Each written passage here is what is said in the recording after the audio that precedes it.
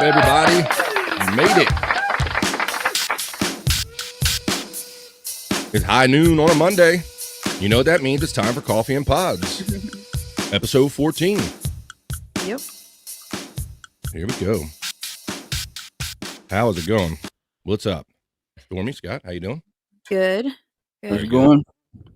Good. Off to getting ready to start off yet another week, huh? Yep. Yeah. You guys get in anything good over the weekend? I ran into a snake yesterday. Yeah, you sent me that. And if I can pull that up real quick, as long as our screen, I can definitely show you some. Yeah, so I think I saw you in one of the chats saying that you were doing stuff in the yard and got surprised by a snake, huh? Yeah, I was listening to Dad and Andrew and Bobby Nick, and I had my headphones on, and I was raking and just doing some stuff outside with my headphones in, and I looked down, and there it was. Yeah, that's the whole thing. I mean, I'm not a big snake person in general, but I really don't like being surprised by them, startled. I'd hate thinking that they're kind of around me and I don't realize it, you know? So Yeah. do you think you were around that thing for a while, or do you just come up on it as you were doing your stuff? Well, it was down by the pool, so I'm wondering if it isn't down that way because it's starting to get warmer and there's water down there.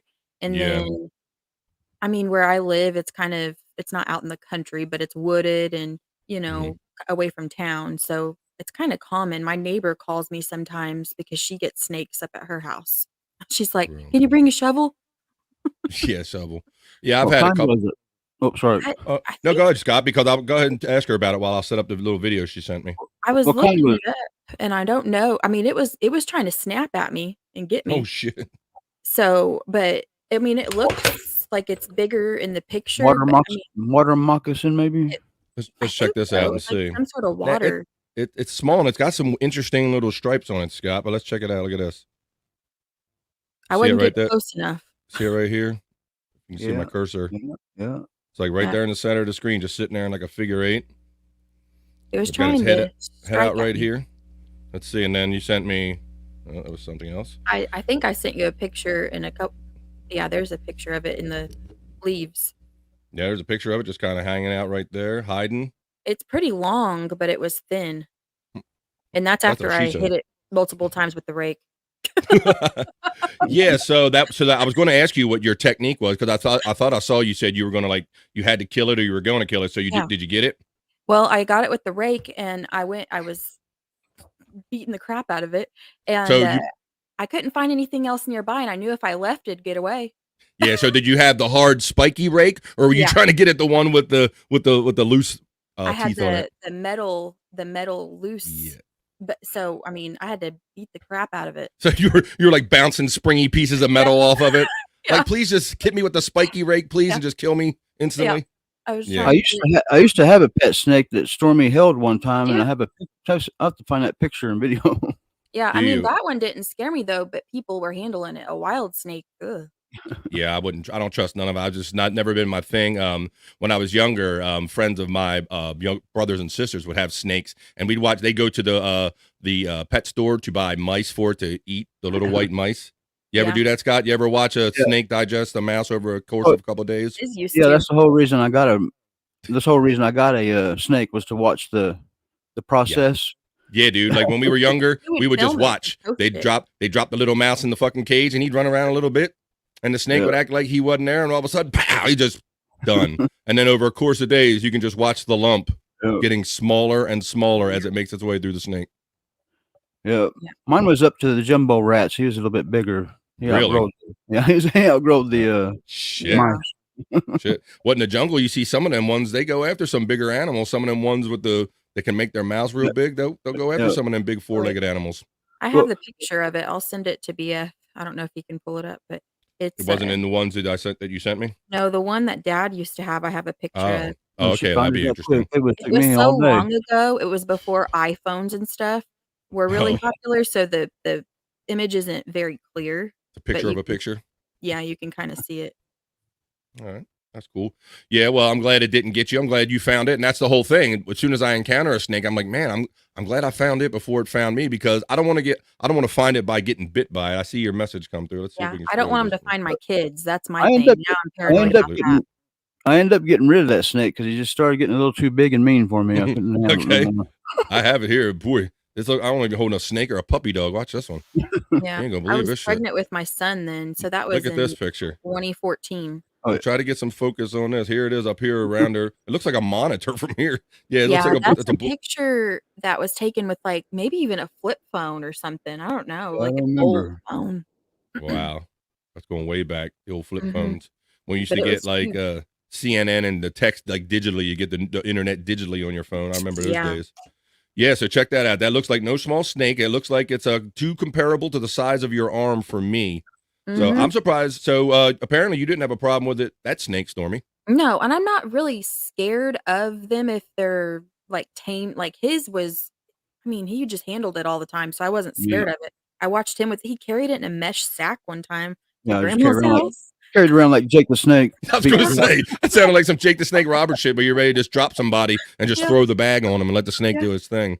I think it was at Easter one year, you were at, yeah, my aunt's with it in a mesh sack. Our boy just throw Chuck's the bag. checking in. I just throw the bag out in the middle of everybody and wait for it to start moving Do the around. Jake the Snake. Yeah, I don't like being surprised by them though, and I don't like the idea of my son or daughter being out there playing, and Yeah. 'cause that one Yeah. was trying to strike at me. Yeah, you know, I'm surprised you or your kids. Hey, what's up? Our friend Chuck is checking in saying, yo, Chuck in Detroit checking in. What's up, Chuck? Appreciate you. Good seeing you today. Happy Monday. We hope you're having a good start to yours so far. All right. Well, like I said, I'm glad you didn't get bit. And hopefully, I mean, there's probably going to be a lot more out there, unfortunately. You know, I, Yep. would, I guess you got to warn your kids when you're out there, be looking for them snakes, right? Yeah, and, they're gonna forget though, so 'cause I mean, my daughter's 4 and my son's 8, they're gonna be out there playing and they wouldn't even remember I told them that probably, that's what scares me. Yeah. All right. All right. Well, let's start out by checking out the weather like we like to do here on Coffee and Pods every Monday. Check out their national Doppler weather. See, there's a little bit of weather down Shuli's way, down in kind of the Louisiana, Alabama area. I guess that is, yes. Mhm. And let's see, kind of at the top of the Florida, Georgia, and whatnot. So they're having some weather over there. Let's talk about the temperatures because that's what's really about. It can rain or be sunny on any day, but right here currently it's 51 where I'm at. Looks like you got the 50s where you're at in the central part of the country. These are the current Yep. temperatures. Yeah. Yep. I'm surprised the cold won't give up. Well, I'm surprised. Look at those cold temperatures like out west, like That's out crazy. the northwest and everything. Like the current temperatures, they're currently colder than we are right now. I'm 51 on the East Coast. They're showing 40s over on the West Coast. So, Hmm. and Bobby here's your Nick's up there in the pink. oh my goodness. I like I said, I feel bad complaining about any weather with our friend Bobby Nick. Shout out, Bobby Nick. If you check your Instagram, I sent you the link, bro. Come hang out with us. I sent you the link. Yeah. So see, it's projecting the 70s today. So winter is is leaving. But yeah, I'm still surprised by these kind of Washington State and these California cooler temperatures, cooler on the West Coast than it is currently on the East Coast. Let's say, but there's our Yeah. boy Bobby Nick checking in right now. What's up?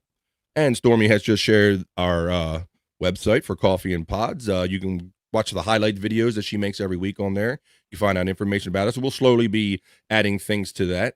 And you can also email us at coffeeandpods@gmail.com, and you can submit things to us. If there's a podcast you like or a funny clip, you can submit that to us. Stephen Bull says, how do you find people? What's up? Find folk. What's up? Our friend Stephen. All right. See, we got 7 people watching live. We hope you're having a good start to your week so far. Watching Coffee and Pods with us. Okay, so check out the weather where you're at. The last chance. There we go. Got a busy week coming up here. I know I do. Opening day baseball starts here. I'm going to be checking that out on Thursday. So I'll have some, not sure when we're doing sports heads because I'll be attending Chris's wedding on Friday. Right. Comedy show. Oh, Yep. yeah. Yeah, that should- the comedy show is the day before, right? Yes, he's getting married Saturday. The comedy show is Friday night. So I'm going to be getting out of here probably, early midday Friday. So it's going to take me a couple, 3 hours to get to West Virginia from here. But Yeah, it's gonna take us, like, 7.5 hours. really? And Yeah. you still is it still looking good? To go to the show for sure, yeah, I think so. I think I got the kids all settled and stuff, but I haven't worked out all the kinks yet. I'm a planner. I've gotta make sure everything's set in stone for the kids and they've got everything they need, groceries or whatever. Yeah, and even when you do, though, there's always a need that pops up. Chuck Yeah. says Chris is getting married. All this time, I thought he was gay. Yeah. Yeah. He's not gay. He just plays one on podcast there, Chuck. Yeah, Chris is a real cool guy. I know people have a lot of fun razzing Chris and all when he's on Levy Land. I enjoyed having Chris on the show Friday night. He was our guest on Sports Heads. If you didn't see it, Chuck, Chris Yeah. Abels was our guest on there, and he talked think about Chuck- how he got engaged to his wife. I thought that was a cool story. Mhm. I think Chuck's thinking about Rob. That might be. That makes sense, right? Rob is the dark-haired one that looks homosexual. Chris is the more heterosexual looking one. Okay, so but I thought that was a great story. Ever since I heard it, I'm like, what a cool way to kind of get engaged with. And he told me the struggle that he went through trying to get the Detroit Tigers to put that message on the board for him. Yeah, that's pretty awesome. I can just imagine Chris like wanting it enough and persisting, nicely the Yeah. way he can be, and he obviously wore them down. So it was great having Chris Abels on Sports Heads on the Shuli Network. That's every Friday at 7:30 p.m. East. If you didn't check it, you can go back to Shuli Network on YouTube.com and you can see it there. All the past episodes, all that cool stuff. Yep. All right. And I'll remind you later in the show, but after Coffee and Pods, I guess there'll be some other shows on the Shuli Network today. But if you're not doing anything tonight, 11 p.m. East Coast time, I'm going to be joining Jukebox Ginger in the JG Lounge, and we're going to be interviewing and hanging out with Larry Hankin. He's like he has a book out called That Guy. And if you look up Larry Hankin, if you don't know him, you see his face, he'll just say, "Oh wow, he's that guy. He's that guy that's been in everything." I think I just mentioned the name to Stormy. Now, truthfully, when Jukebox Ginger mentioned this guy to me, the name kind of sounded semi-familiar. Didn't really put a face to it. When I IMDb'd this dude, his background is amazing. And Stormy, what did you knew of a role right away of his? Home Alone. Home Alone, right? Yeah. So, since you remember, do you remember anything special about that scene, or what do you remember about him being in it? I don't know. He just stood out to me the way that he acted in the scene. But other than that, I don't really know many other things that he was in. But Yeah. I'm not sure. That just stood out to me. I'm not sure why it did. It just did. So that's cool. So he is that guy. The scene that she referred to and is talking about is when in Home Alone, when they get to Paris, they realize that Kevin is not with them, and they call back home to the police, and they're throwing the call around. And Larry Hankin is like the Lieutenant Balzac. Yeah. Oddly enough, his new. Yeah. Oh, I didn't even remember that. Yep, that's right. That's Yeah, a detail I they call forgot him about. Larry because she knocks on the window and says Larry, so they use his first name. But then they refer to him later as Balzac. Right. You got that joke too, right, Scott? Yep. That's No, I've funny. never seen the movie. But as far as Balzac, Yeah, like they whatever named you him. just said it, yeah. They basically named him Balzac. Like, what do we want to name this guy? I don't know. I'm Larry Balzac. I don't give a shit, Yep, I forgot about that detail, and it's funny too because watching it as a kid, that didn't strike to me at all. Like it was, innocent kid watching it. That didn't click at all.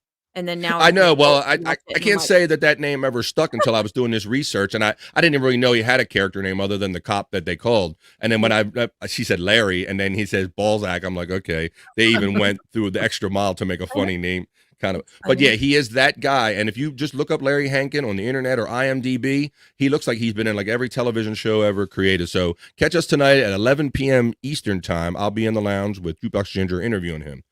All right, but before we get on to our next thing, we have an old friend of ours backstage. We're going to bring in. We like hanging out, talking with pods, and hanging out with friends, and he's certainly a friend who likes pods. So let's bring in our friend from all the way up in the Great White North. Let's say hello to Bobby Nick. Hey, folks. How's it going, guys?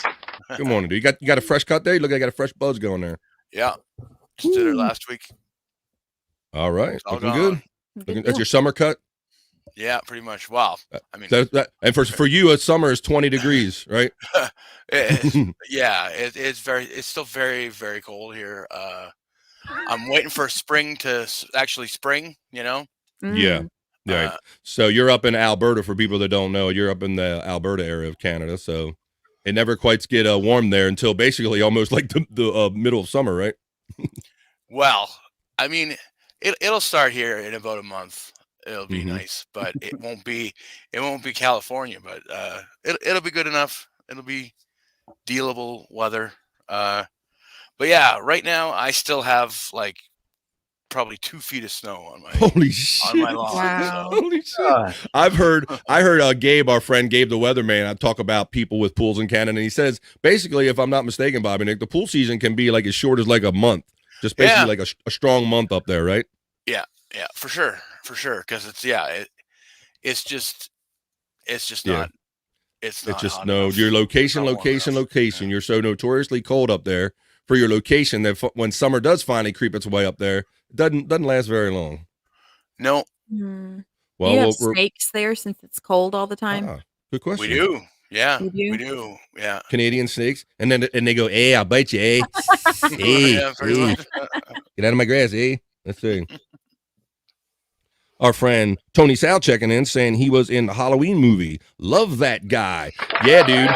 And Tony, you go, like I said, you check. He's been in like Star Treks. He's been in like he's done like one. He's been in Friends. He did with Oh, Seinfeld. He yeah, tried out to play Friends. Cosmo Kramer. Was Yeah, it? I mean, I forgot about he. that. That's what I'm saying. He is Wow, that guy really? where he. Yes, if you read his list, Bobby Nick, you just keep saying, oh my God, oh my God, I can't believe it. I mean, it's like a who's who. It's like a checklist. Like he said, I'm going to do one episode of every show that has ever been created, and you would And you believe it. know that you recognize him. He's got that face, like, you recognize him too, and it's probably because he's been in so many things too, It and you is. don't realize it. It is. Whenever I looked him up Mm, afterwards, when you sent me mhm. that link, I was like, "I've seen him in other stuff. I know I have." Yes. Yes. One of the things that I was excited about, and I didn't really remember because he's just that guy. He's kind of there and he's gone and he blends in. Is that he was in Barry on HBO? Barry is a show about the Bill Hader from Saturday Night Live who ends up playing a hitman. He comes back from the war. Do you ever see Barry? Any of you guys? I don't think so. Oh, I don't think so either. Okay, I know. I think I got hooked onto it because I think when the first season or so, Bob Levy was talking about it. Like this Barry, I think he watched it too. But he plays a an old sniper, an assassin who's lost his touch, basically. So he plays just all these kind of just bit filler characters that kind of fill in the storyline. Really cool dude. He is a prolific actor. Yes. So we're going to be talking to him tonight, seeing what he's all about. It's pretty We can check exciting. with it. Cool. Yeah, it is. Yeah, it is. Like I said, I didn't recognize his name, but as soon as I saw everything he was in, I'm like, I'd have a lot of fun talking to this guy and just talking about going out casting calls. He's got to have all kind of stories about interacting with famous Yeah. people, and He's one of and those so on. people, I wonder if he has, like, like paparazzi chasing him, because it's like he's one of those actors you recognize, but you can't put your finger on it because he's maybe in so many different things. I wonder if he has, like, issues with getting out in the public and stuff. Yeah. Well, I think I have seen quotes where he has said that people walk to him and they kind of do the, wait a Mhm. minute, aren't you that Some guy? yeah. So I believe that is, that's part of the inspiration for the name of his book. So we're gonna be talking to him later on. But let's go through our national day calendar today, as we like to do. If I can find my inflammation, because today is Monday, April 3rd, 2023. So we're gonna check our national day calendar for today, April 3rd, 2023. All right. So our national days for Monday, April 3rd, we have something called World Party Day. I guess the whole world's going to party like it's 1999 or something. National Tweed Day. Damn. I should have got some tweed. Yeah. I got tweed. Not weed, tweed. Oh, I got tweed. I got the tweed. Like you say on an accent. Let's see.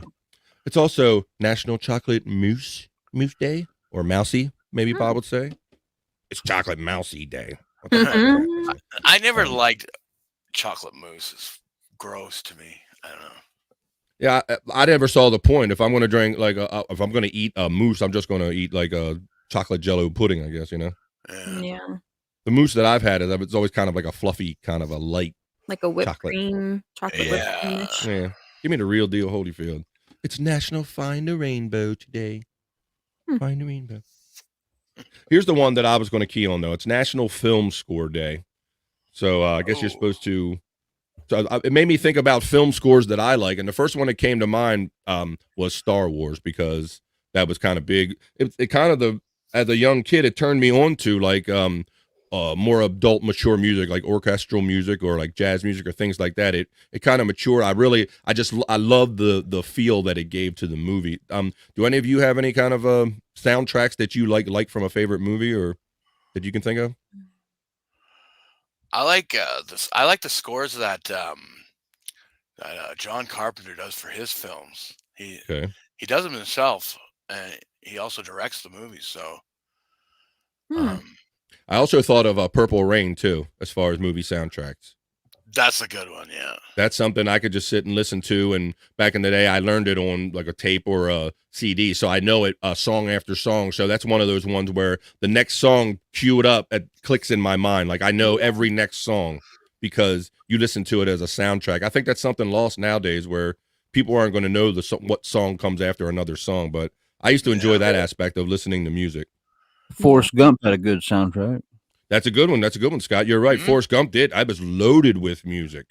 Yeah. It's awful. All that's coming to my mind is kids' movies right now. And then I thought, well, that's where you're at right now. But I thought of movies like Wayne's World. Like it made some movies pop into my mind, right? Yeah. I liked hearing the bands would usually do a song that you wouldn't hear except for on that soundtrack. Yeah. I got the Beavis and Butthead soundtrack. I think Chili Peppers and some other bands put some songs on there like that were. You had to get that soundtrack.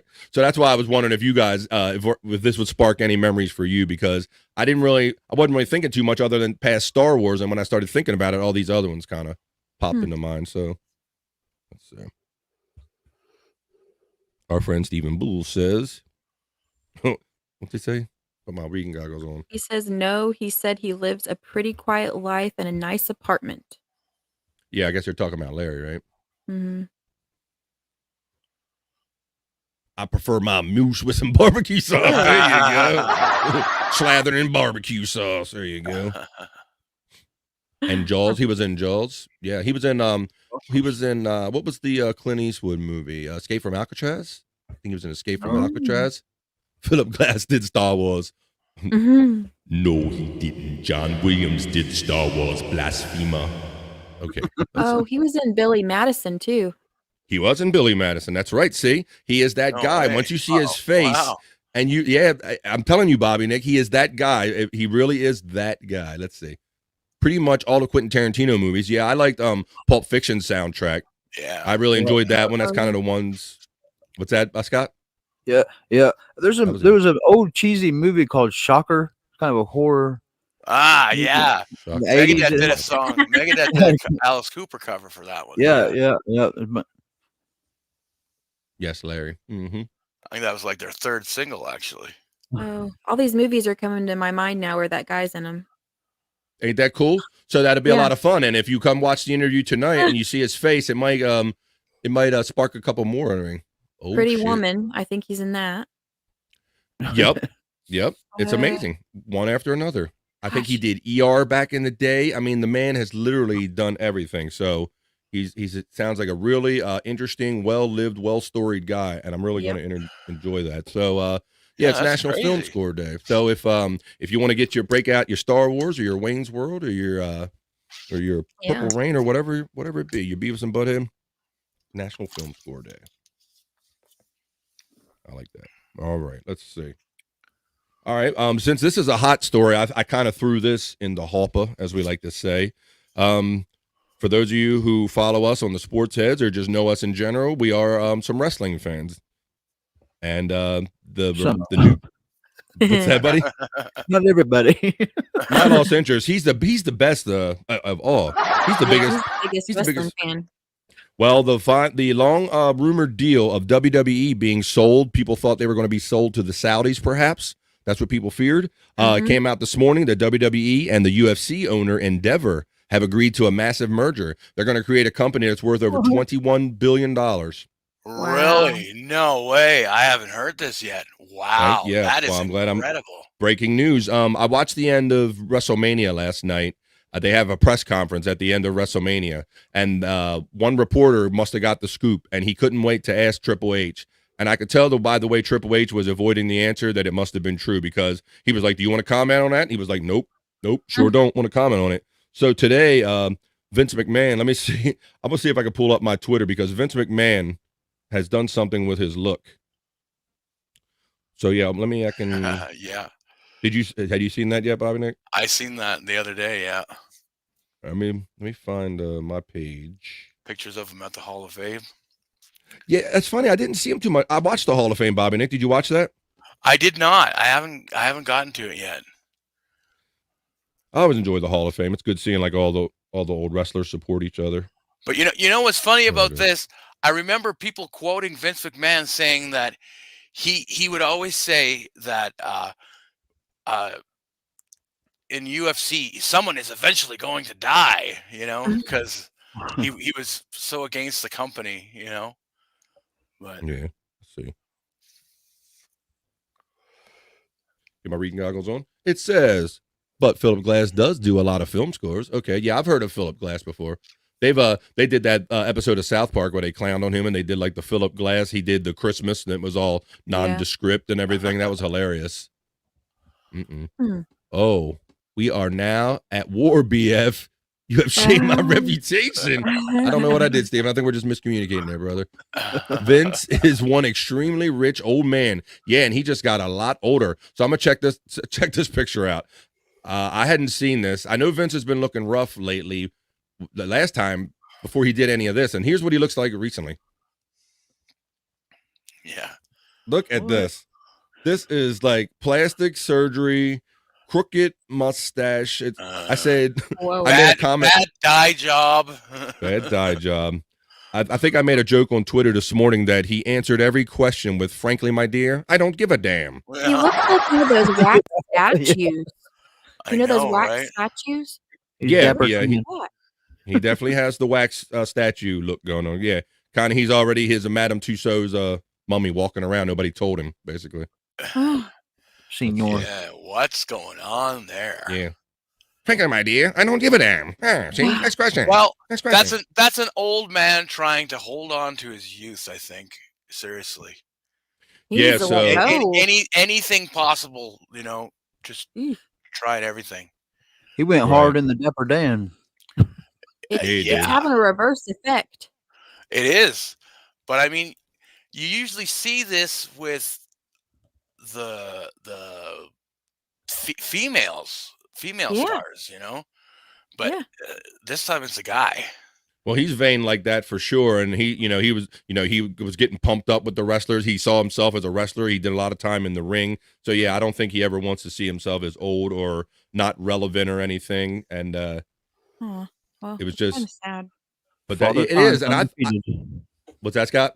Father Time is undefeated. That's right, he is. Yeah. He is undefeated. But yeah, it's just very. I thought he looked more dignified, just kind of being like naturally gray. Like the last time I saw him come out and kind of do the Vince strut, he didn't have this goofy crooked mustache. Like if you're going to do a mustache, at least don't you want it to be proportional? Yeah. I mean, Yeah, I know. I don't get It that. doesn't make any sense. Just shave it off. Actually, he would look younger without it. right. That's what I was getting at. He looked more kind of dignified, and it wasn't as obvious to me when you go through these extremes. You're like, oh, that's an old man trying not to look old anymore. As to Weird. where before he just looked a little more dignified and he was just an older guy. But you can He see kinda- right there. He kind of Right. has that dictator look, like, You Bobby Nick, you had me a dick. He kind of has that dick look. Let's see. Let's Senior.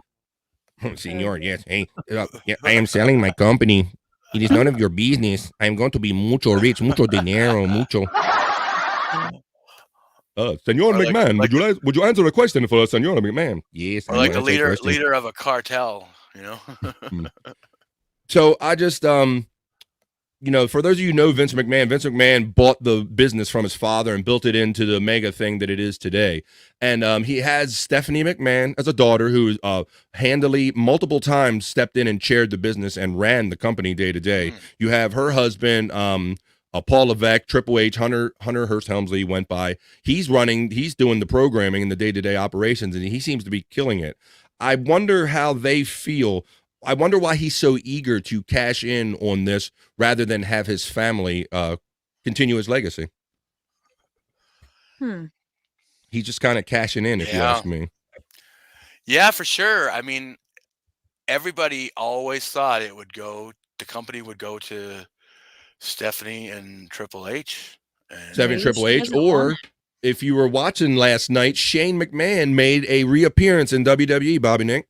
Oh, did he? Really? Yes, he did. Yeah, he did. He was been on the outs. Him and Vince have had some like kind of public outings about how the company is ran, and he kind of shames Shane and kind of treats him just as harshly as anybody else. And Shane has left the company multiple times, and him and his father weren't talking. They were on non-speaking terms, what I understood, for a while. And he showed up at WrestleMania last night, Bobby Nick.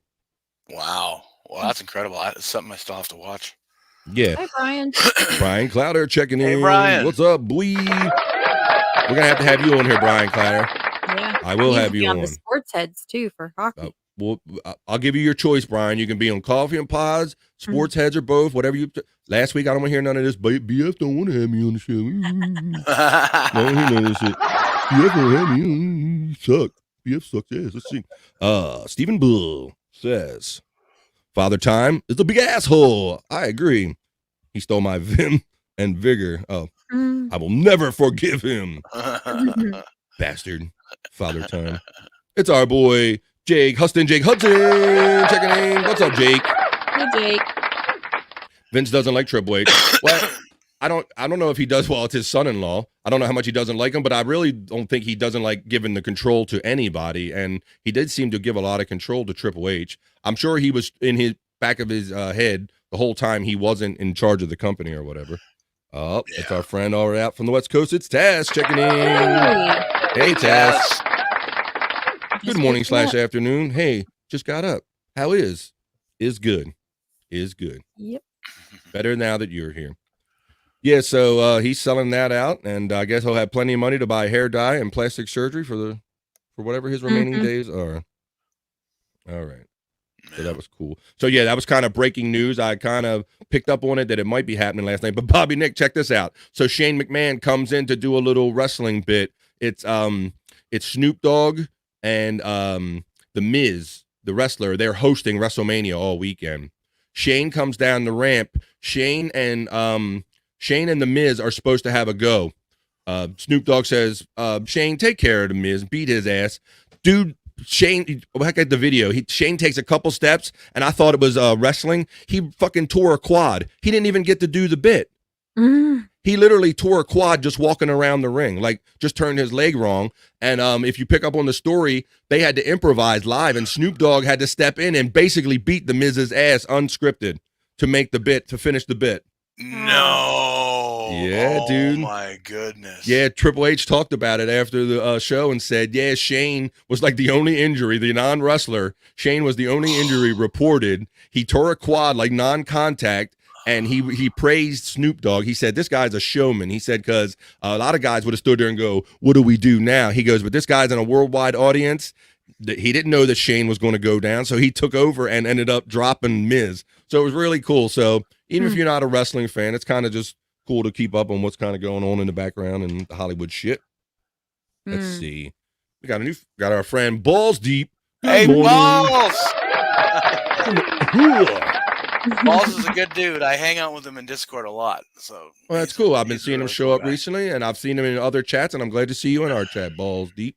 What's up? By the way, Chad finally blocked me on Twitter. I saw you put that out there when I was scrolling today, Brian. Yeah. How'd you get so lucky? Yeah, he blocked me like 2 weeks ago. Wow. He fired me. We're going to get into that during your highlight package. Yeah. Yeah. Oh, shit. Funny. Hey, here's Balls Deep saying thank you. Well, thank you, Balls Deep. Here we go. Taz checking in. Mr. Bull, Mr. BF, Stormy, Fitz, Mr. Nick, Mr. Clatter, Chuckaroon, and Balls. You got them all there, Taz. Very cool. Yeah. So what did you think about the information came out last night? Cardiff put out that he had some exclusive information about Stuttering John coming back on the internet. Did anybody catch that? I did see that. Yeah. And later, Chrissy Mayer's husband confirmed it all. So, yeah. All right. So for those of you who don't keep up with all this Cardiff, Stuttering John, whatever crap, Cardiff the Potato last night put out a sudden notification saying he had exclusive, it's Merry Christmas information about John. And the information is that he's supposed to be tomorrow on the Chrissy Mayer show if it happens. Mm-hmm. He's supposed to be Mm. coming back now. The boys on the show this morning on BS were questioning the wisdom of why, if you got this hot commodity, you are this hot thing, you've been off the internet for a while, why are you going to give this kind of exclusive and bring it full circle with the person that started the whole you dabble in comedy thing the and not benefit on Dabbleverse. your page from it? I saw Frank checking in with his super chats today, Frank Pellegrino, saying that it's confirmed and I can give you this thread of emails. But yet John, he said that the tweet that he put out this morning was disturbing because John was saying he was disputing it, basically. So I heard both sides. Oh, really? Yeah. Well, I Is wonder he what's going to going stay on on there. the internet, or is this just a one-time appearance? That might be what the deal is. Because if it's The just a one-time appearance, then maybe that's the reasoning. Yeah, I don't know. The speculation is he's supposed to, or the rumor is he, according to Frank and Chrissy, is that he's supposed to, break his silence and come on their show tomorrow. Crazy. So let's see. Chad has not blocked me yet. Jake. Give it time. Yeah, exactly. Yeah, right. Give it a I've day. not Just blocked it either, but say the right combination of things. Jake, you'll get yeah. it. When my nephew and niece were little, they called me Midaboo. What up, Midaboo? Midaboo. Midaboo. Midaboo. Instead of Mr. Boo. Now we just call you miserable. I seen Ray was posting about Chad. I think earlier this morning I seen it too. Yeah. Ray doesn't like Chad. Chad doesn't like Ray, yet they thrive off of each other. And yes. Yin and yang. Yeah. So that was crazy. So I was talking about, hey, shout out to the 12 people that are joining us. We're happy you're here. Coffee and Pods. We like to hang out and talk about our favorite times and moments from the previous week of podcasting. So Yeah, if you have some, send them to us on the website. There's the email and all of our links on there too. coffeeandpods.com. Instead of Mr. Bull, we got that. Jake says, Kevin from MLC blocked me. Oh, Because you suck. You suck, Jake. No. Yeah, I saw your exchanges going on back and forth. It was a busy weekend. So yeah, what we like talking about is these podcasts, and what was surprising is that what about the Ray and Joe show on Saturday? Did anybody catch the Ray and Joe show? yeah, that was interesting. I guess that's our boy Derek saying good morning. Derek, hey, man. Morning. Morning, Derek. Let's see. Morning, Derek. I can't stand Chad. There's a lot of people that are in that camp. But then there's some people that really like Chad. Stormy, I appreciate the Chad dance party package that you made. For those of you that didn't see it, we shared a different side of Chad last week because some people only know Chad for all this hateful shit, and they only know him from this world. So Stormy went back a little bit and found some of old Chad's, inspired by his hype train dances. We went back and she found some old music videos. She packaged them together, and there's a thing on my Bobby Fran called a Chad Zumach Dance Party, and it has a lot of viewings, like over 100 and some viewings, which is pretty good just for a video that we threw up there. So if you want to see something prior to the hateful Chad, when Chad was funny, you could go to BF Bobby Fran on YouTube and check out the Chad Zumach Dance Party. You can see that on Stormy's page too. Let's see. All right. What we got here? Jake Hudson says, good morning at BYB. Hey, checking in with Derek. I don't know. I don't know what's going on with these rankings on Jake. One day I'm 38, then I'm 21. I think I made it as high as 9th. And I don't know what I'm doing to go higher or lower, Bobby Nick. I don't know. If I had an idea, I would do better. How does the point system work? Right, Stormy, exactly. I'm like, I know I'm being judged on something here, but I don't quite exactly know what it is. I don't know what to do better or worse. Send Jake a link. We had Jake on just last week, Justa. Yeah. I think you were around for that. Jake hung out and spent a lot of time with us at the beginning and the end of the show. Sometimes up with John. Oh, some things up with John because he unblocked me and Cardiff. Yeah, He unblocked a lot of people I've seen. Yeah. Yeah, he went on an unblocking spree like the last week to 10 days or so. And I don't know, my little theory is he's probably only saving blocks now for the people he truly hates. Like your maybe Shuli or your higher end ones. I don't know. It's just a theory of mine. Stormy needs a raise. Stormy does need a raise. I'm gonna play a double, Stormy. I'll play a double what you're making right now. What does he lose? Same deal Rob Saul's producer has. Shout out, Rob. Have any of y'all ever met Chad in person? I have not. No. I have not had it. No. I don't know if anybody's going to now that he's making all this money. And then I saw people. I think it is affecting him negatively, and I think he is doing damage control. I didn't research the authenticity of them, but I saw people on Twitter sharing his Patreon screenshots that his patrons are going down. Did any of you see that? Oh, I I did haven't not seen see it. that, but yeah. Well, he got a little bit of a bump from MLC and the fact that he lied about the whole incident there, and yeah, is his 2 weeks, 3 Well, weeks, whatever. I Is thought that this was over. just going to be like a comment anyway, and it was going to peter out at some point. But I guess he added juice to it. But I think he's going to make the fall even harder because now he throws in the lie equation. And even people that were fans of Chad's, I have noticed a couple of them are like, "Hey, I'm a fan of Chad, but I'm backing out." So it's going to have some type of negative effect. Yeah. Well, yeah, I know. I've seen a lot of people demand their money back after that happened.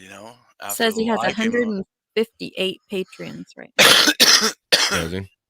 Yeah. Yeah, I guess you had to check it, but people were sharing multiple screenshots. I couldn't really see. It was just the number down the bottom. I really couldn't see the person up top, so I'm not going to say it was totally true, but I wouldn't be surprised. Right. After Yeah, him, no. what he said about Stormy, I was getting ready to fall off the hype He's just train. Yeah. You I talk think about he's just talk about kidding. firing you. Yeah. Yeah, He ended no. up saying he changed his mind Yeah, later.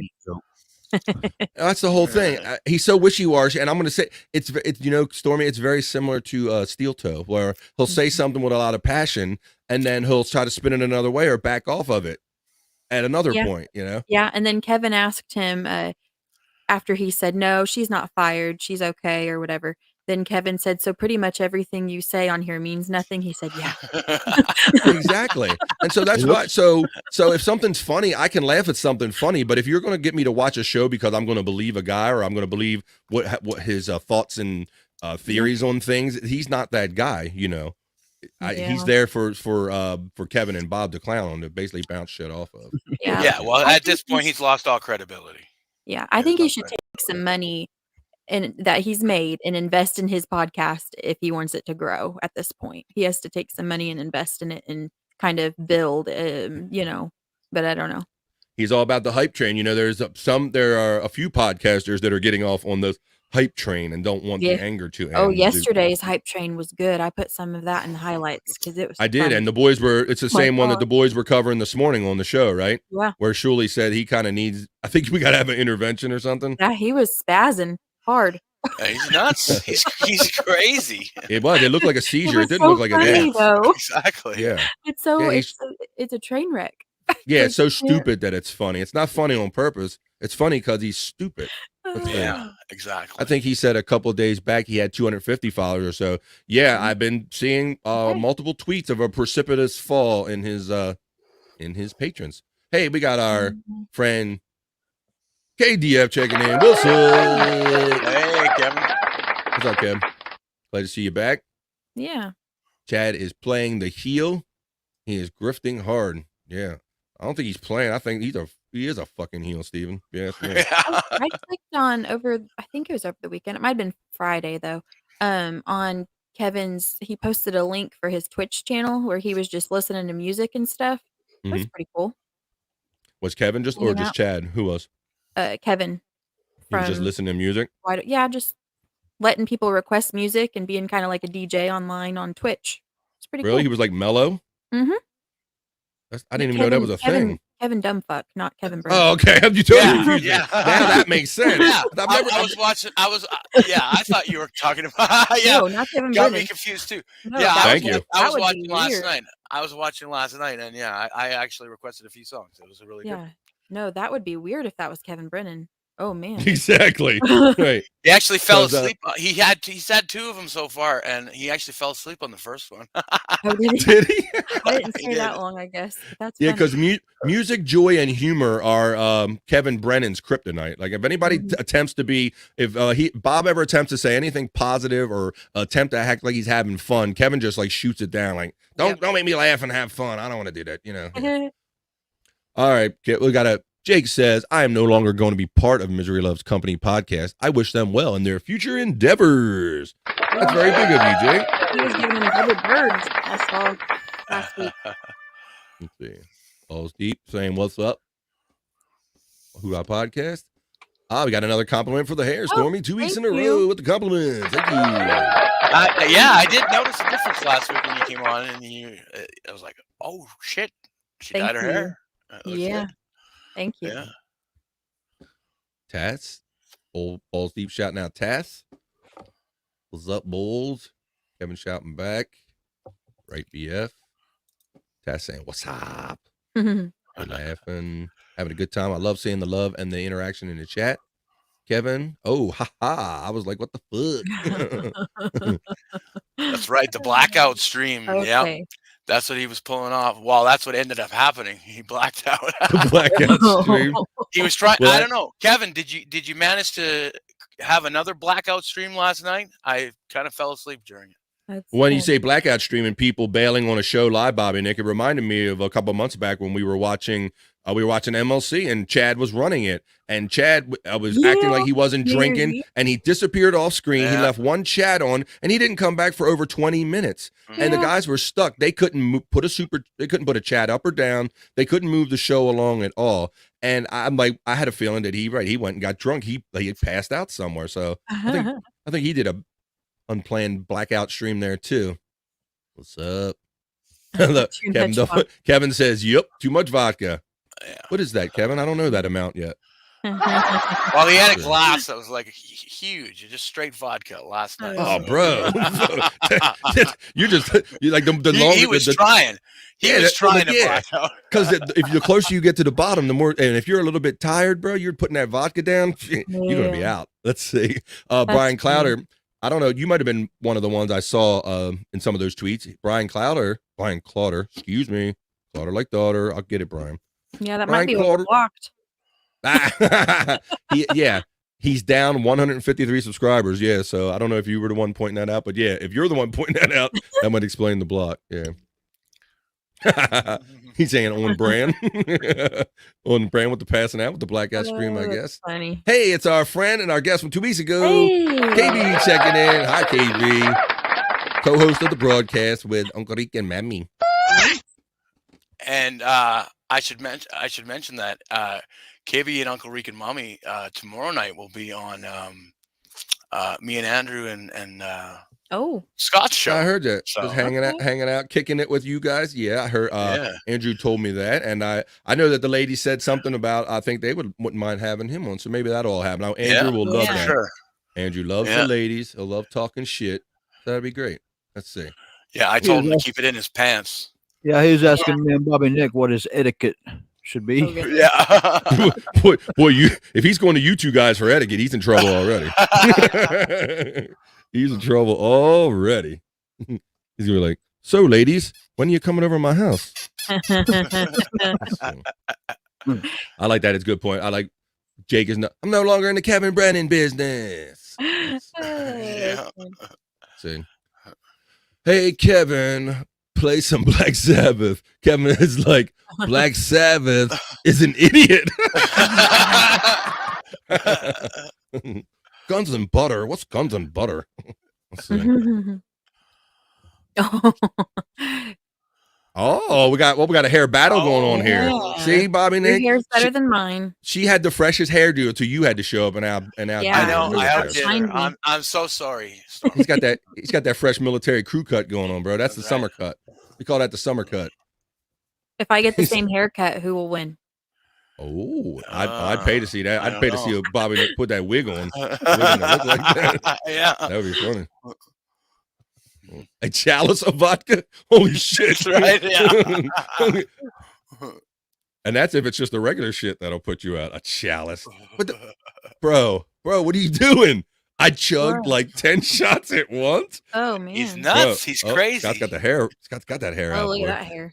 That's right. Yeah. That's all right. I miss my hair like when I had it like Scott's. I can't grow it that long anymore though. It won't grow. 10 shots, bro. Man, you just that's making no plans. If you gonna chug 10 shots, you better be planning to be on your ass or past He had to work this morning too. So holy shit, bro. Is it like is his job like manual labor or what? Because that would be hard. You're putting your hands in machines. I think he does something in IT. Oof. I I think he's going to do something IP this morning. Shit. Man. Hey, Brian. How ye? He said it. KB shouting out people back and saying, hello. Hey, K.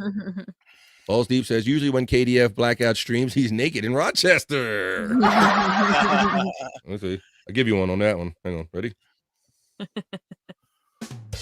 There you go. All right. Even Kevin gets the ha-ha. Yep. KB shouting out Kevin. I'm glad KB's here. She wants Andrew on the show. Oh, I'm gonna love I that. want Andrew. He's gonna love that boy. Yeah, I know that. I knew what you meant. I want Andrew. I want him. I desire Andrew. I want Andrew. Somebody goes back and tell Andrew KB wants him and see what happens. I know. Like I thought about it. All I have to do is send him that screenshot saying anybody wants him, and he's gonna lose his. He will lose his shit. Oh yeah. Very cool. He'll get that big dumb grin on his face. Like yeah. Maybe they can talk to him about that lady he's been messaging that's trying to build a connection. Rosie Palmer. Rosie, yeah. Rosie Palmer, yeah, that's a good one. So I saw you guys kind of advising him the other night. I had a private conversation with him, and he was kind of saying they think that she wants my money, but she don't want my money. And I'm like, I ruined his dream. I said, those are good friends. I said, they were giving you some good advice. You know, I said, she might be legit. I said, but that is how a lot of those ladies try to roll, is that they try to get you, hey, I come over here and have this private chat, and then I'll really show you where to direct your money to or whatever. Yeah. I made it through a 2.5-hour stream, though. Professional shit. Hey, there you go. That's cool. I have to check into Twitch because I enjoy playing music, too. I used to be a DJ in a former life. That's what I was thinking when he was doing that. I was like, I need to tell BF because I bet he would be interested in doing something like this. I love playing music, and I would love to play music on here and have a DJ show. And like I've said on other shows, I wish they would just do something with the licensing that let everybody pay a fee and use what we have to use, and everybody sharing it. Yeah. This burden of overly policing the internet and trying to shut down everybody's pages, it has to cost more and be more effort than it would be just to allow people to do it and charge them money. Yeah. I don't understand what's going on. Well, we have no budget on the coffee and pods, but if Kevin would be generous enough to help you, I'm sure he could probably give you advice on Twitch. Okay, yeah. I definitely. What he says? He says, "IT nerd, very good. That's good. That's a good thing to be nowadays. Yeah, a lot of stuff going on. You'll always have a career with that. Sinead God or Britney Spears. That's one hell of a competition there. That's funny. Let's see. Oh man. Leave Britney alone. Right, yeah. Leave Britney alone. Yeah. Turns out Dad wasn't so far off base with that whole want to be an executive thing. Yeah. I hate going to the barber. I don't have a woman in my life right now, so I just shave it off every 2 to 3 months. I assume you're talking about your head. Let's see. What we got? Oh, lots of vodka piss. I can imagine, yeah. What the fuck, bro? Oh my gosh. When you're on for 2 hours and you've drank that much, how do you not have to pee? Well, he did. Did he I pee? seen him. Yeah, he went. It's tough. I know Chris has seen him llama. pee? No. I mean, he left the screen. Man. ICUP. ICUP. ICUP. Let's see. That vodka piss. I had Bedabbler on my show last night. But did you have the potato? Oh, cool. No, I'm the potato. No, you didn't have me. I saw Jake on Bedabbler's stream, and I got some clips of that too. It's interesting and funny. All right. Well, we're going to get to that package soon, but we're having a great time just talking and bullshitting like we are right now. Cody Andrew's BF was podcasting pantsless yesterday. Yeah. Cody Wow. was pantsless. We didn't even know until Andrew. Well, he said something, and then I was like, "What?" Oh my And then gosh. Andrew confirmed it, and then someone came in the room and wheeled him out, covered him up, and wheeled him out. Oh my gosh. I was like, "Oh man." You talked to him a good 30 minutes for him. He said that. Cody, come back to your room and get your pants. Cody, come back to your room and get your pants. He has such a fun spirit. He's just, I don't know. He's He fat. just Hi, came boy back from crack. dinner, so that meant he went to dinner with no pants on too. Oh Yeah, no. he did. I know. Yikes. Haven't we had to get on Andrew? Andrew's tried that before and gotten in trouble for riding around the house with no pants, right? Yeah. I think they are enforcing his pants wearing. Oh now, so. goodness. Somebody should enforce some pants wearing on him. Oh, I guess they're comfortable with it, but I just can't imagine even wheeling around in a wheelchair with no pants on around other people. Imagine the Ain't no breeze party. fest, No, dude. neither could I. Ain't no party like a pants off party because a pants off. It is National Party Day or something, wasn't it? Ain't no party like a pants off party. Get it? Let's see. I was gonna find That's funny. a picture of him real quick in all his glory. National Party Day. The way they had him parked too, it That's looked right. like he was growing off of Andrew's shoulder. Yeah. Here, I got it right here. Hang on a second. That's funny. This is how you're likely to see Andrew. Dope. Oh yeah, good lord. Man. Andrew. Pointing at his junk. Oh my gosh. And then he rolls up to the camera and does it again.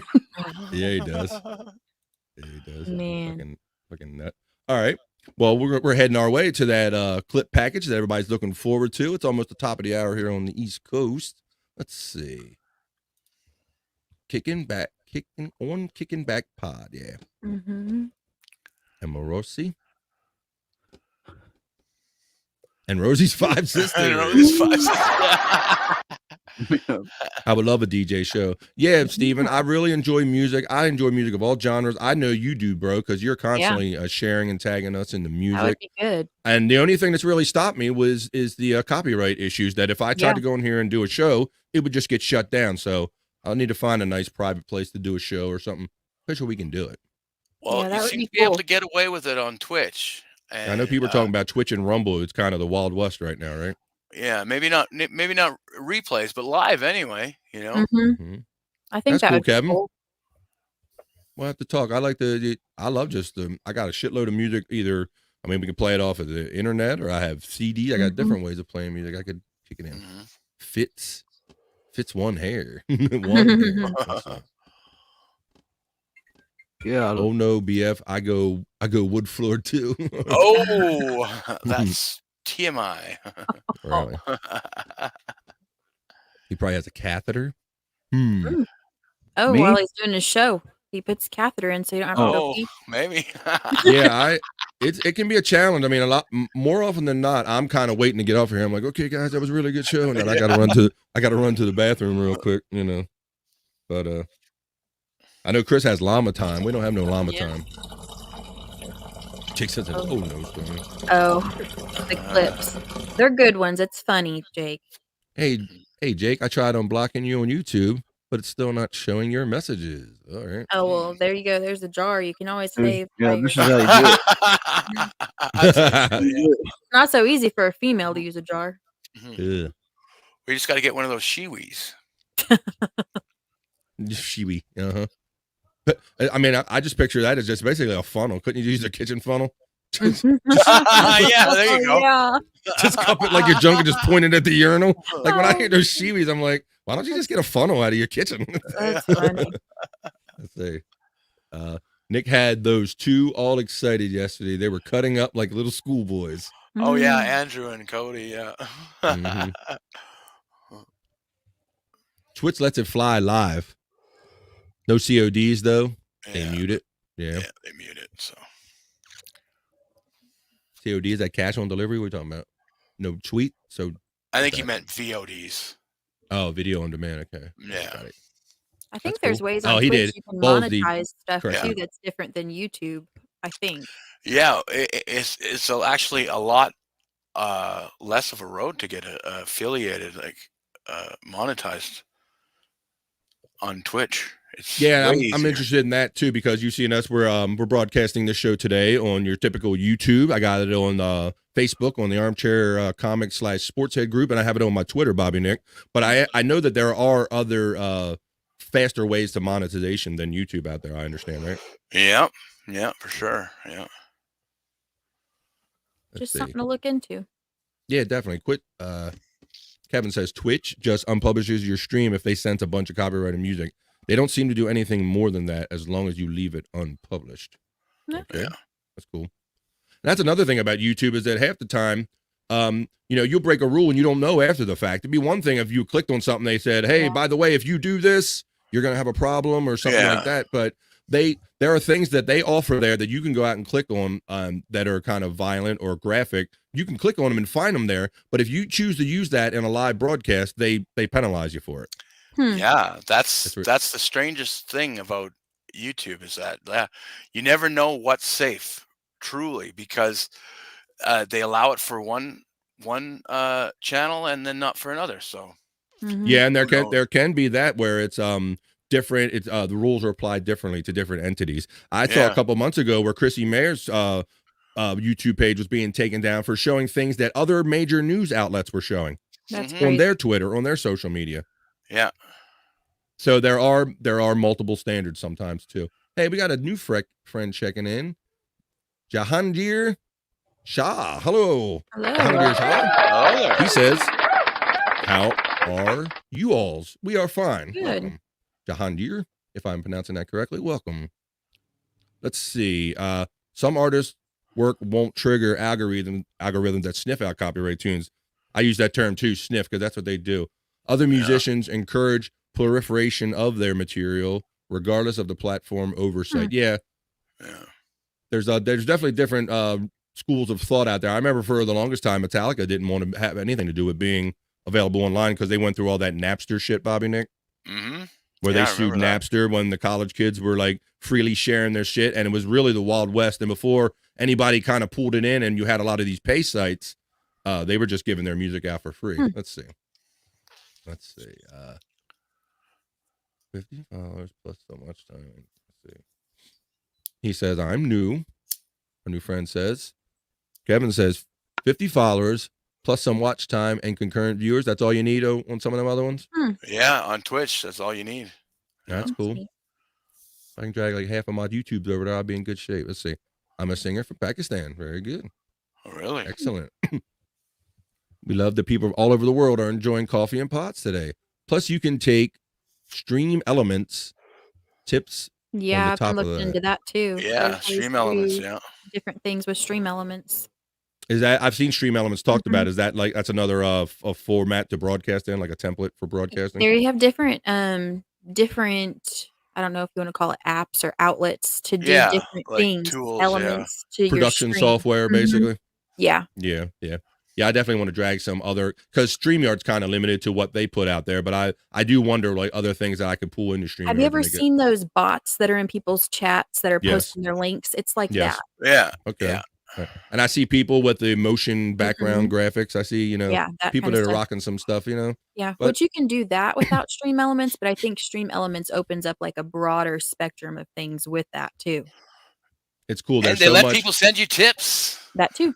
Really? That's when they're. I mean, I already thought that I saw like an internet explosion, but it just seems like that there's this constant explosion of, especially if it's podcast information. There's all these different ways to produce and to distribute your stuff. It's more than you can wrangle in on a daily basis. So every day I'm constantly talking to people like you, and I'm glad Kevin's here and just sharing all this information, seeing what everybody's into and how they're doing their shows, and trying to figure out if that's something that works good for what we're going for.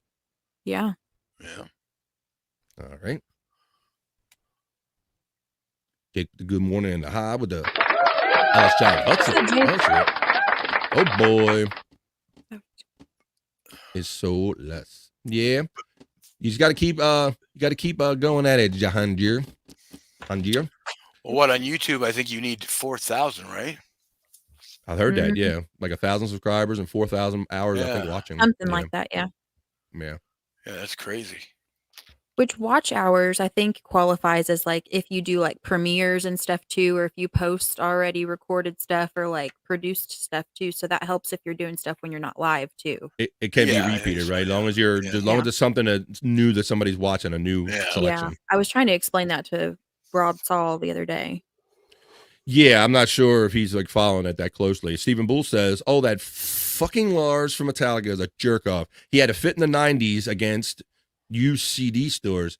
Yeah, Did you really?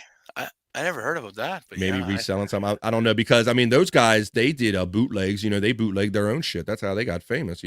Selling yeah, shit. So I figured they would kind of like an underground scene, but that whole electronic thing and with Napster, like no one in the music industry was profiting off of that at the time. I knew it was just a matter of time where the music industry was going to have to conform, because if they yeah, didn't, people would just be digitizing their work and they wouldn't be getting any money for it. So yeah. let's see what we got. Not really stream element. Kevin says not really stream elements for overlays and tipping and alerts and merch too. Well, I definitely got to deep dive into some stream elements a little bit there, Kevin. For merch, I just I applied on Amazon. They have merch on demand you can apply for and do your own designs and put on there. I mean, you have to go through a process to get accepted and stuff, but I'm in that process right now. Oh, that's Oh, cool, because I know nice. you did a similar thing with your other merch outlet that you were working with, right? Yeah, this one's more personal, and then I have another platform I'm working on setting up a store with just merch for whatever, um, with my designs on it too. It'd be fun. Okay. Well, if you ever need Stormy you see these graphics, these backgrounds, and the things that we use, or shirts, or anything like that, you can go to best-sc-creations.com.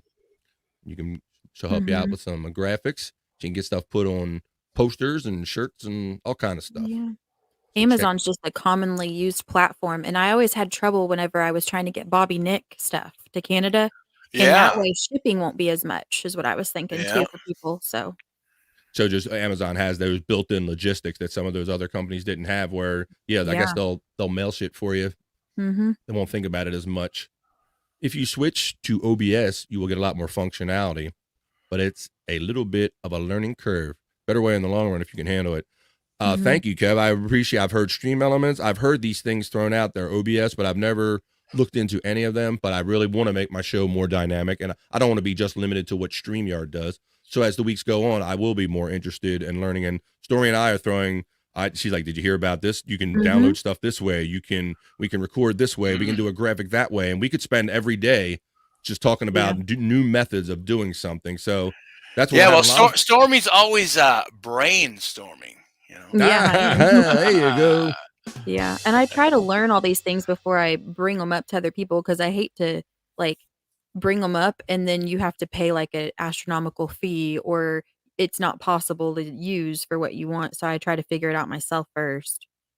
He says there's a million ways to handle merch. Yeah, there's a million ways to There handle, is. and there's going to be a million ways to do these broadcasts too. Merch was a pretty common thing, but yeah, just all these different outlets. And it's funny because we love these podcasts. You could tell it is like kind of work, but it's not work because we enjoy it so much. But the work comes into like trying to keep up with everything and learning this technology and learning and knowing what's out there. That is the work. And even though it's fun and it will lead to something fun, it still takes time to get to it. But I'm eager to it, and I can't get to it all fast enough.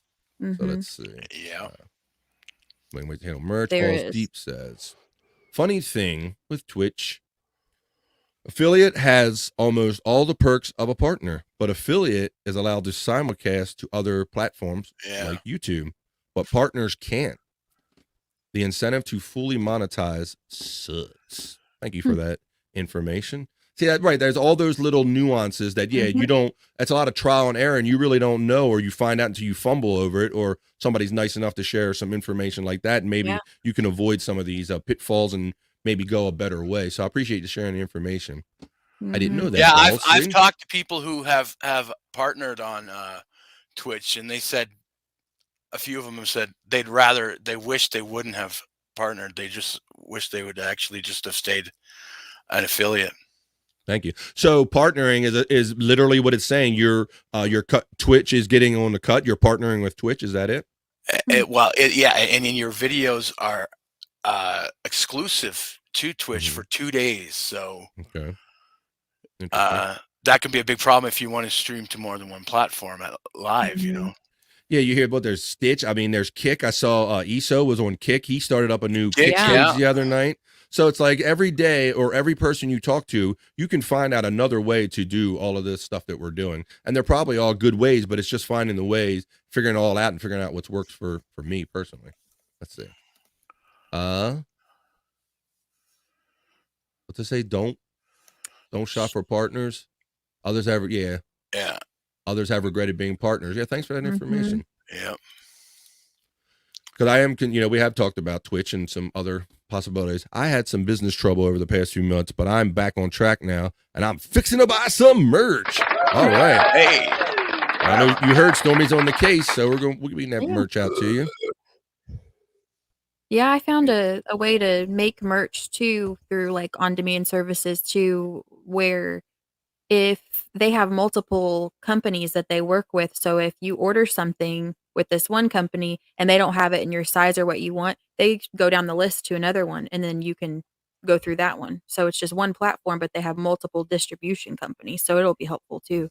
That's what it's all about. I see Kevin says StreamYard blows. Restream has better similar functionality. Yeah, I've heard of Restream. So I guess I would just get rid of my StreamYard if that works and then get Restream. And then I understand Restream lets you broadcast to a lot of different outlets too, if I understand that right? It does.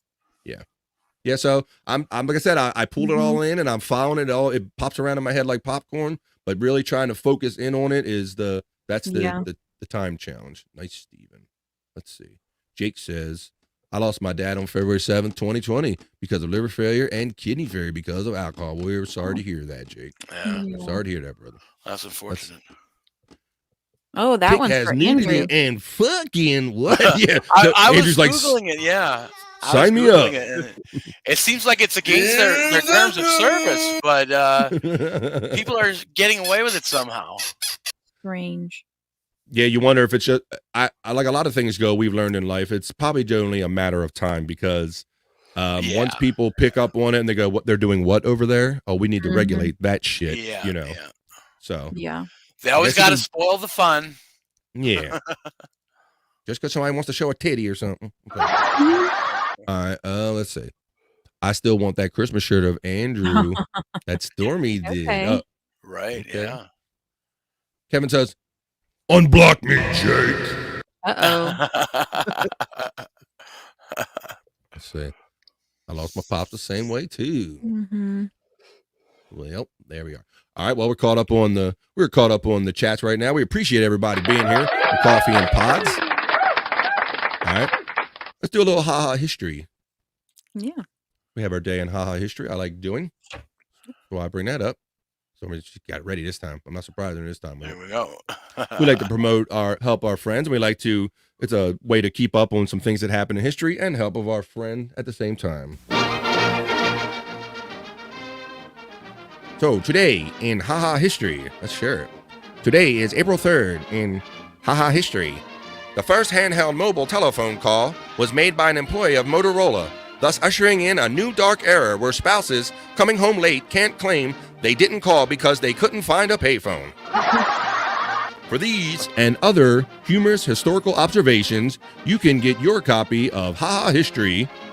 Stormy is reading through right now while she's supposed to be doing the show. There it is. Oh, she's got illustrations by our friend Mike Morse, co-written and illustrated by our friend Mike Morse. It has great pictures, great facts about history and all. Amazon.com, Haha History. Shout out to Mike Morse. BF, you need to talk to Mike about doing the audiobook version. That was pretty Is that right? I've thought about that because I don't know what it is. You notice I played that kind of old music and stuff. It was just something about when I hear Haha History, it invoked that kind of old, playing the old music. The illustrations are like that too, though. Those illustrations. They have that old, old-timey feel. Old-timey vibe, yeah. All right, let me give you a close-up on that. We'll see. Like Vince McMahon? Like Vince Yeah, McMahon. pretty much. Frankly, my dear, I look like Abe Lincoln. Yeah, there you go. So that's cool. Yeah, so humorous historical observation. So I guess when I heard history and humor, I associated that with let me take you off the full screen. One more before I take you off the unnecessary full screen. Oh, look at that. Somebody holding a gun. Let's see, that's cool. So there you go. That's our boy Mike Morse. If you notice my icon for the Armchair Comic channel, Mike Morse, I commissioned him to draw that. Shout out Mike Morse. Not only a talented comedian, but he's a talented artist, and we know a lot. He does a lot of those caricatures the guys give him shit about when he goes to the events. Yeah. All right. Chuck says, my new podcast starts tonight, I don't 7 want to see p.m. that. This history. I don't wanna see that. no. Yeah, no. And the I'm FBI good. shows up to confiscate the computer right after that. Yeah. Let's see. I don't want to see anybody's browse history. Nobody's. Clear history. Clear browser history. You better clear it now, Jake. Mm-hmm. Yeah, I like it. That like those genius let's see. Remove all porn from my website. My husband doesn't realize that I had to go through his phone one time to see what size boots he wears because he was ordering boots. And so he didn't realize, that you have to clear your not just your Google history, you have to clear the browser history too. I found out what I was getting for Christmas. That ain't the worst thing you could have found out, I guess. I thought you were gonna fail. I'm glad I didn't find anything. Yeah. I thought you were gonna say you found his link to Andrew's Pornhub page or something. Which that might not have been a bad thing. I say no, that would have been a bad thing. Well, I don't know. That's funny. I thought you were going to go in a whole nother direction with that because normally guys that don't clear out their browser history, a lot worse can be found than that. So, but he did clear out his Google history. He was trying to make it where I didn't see what he was looking up for Christmas, like wife Christmas gifts or whatever you Googled. I don't know, but then I seen the websites. Well, it's funny. I know that can be a thing, especially with younger couples nowadays.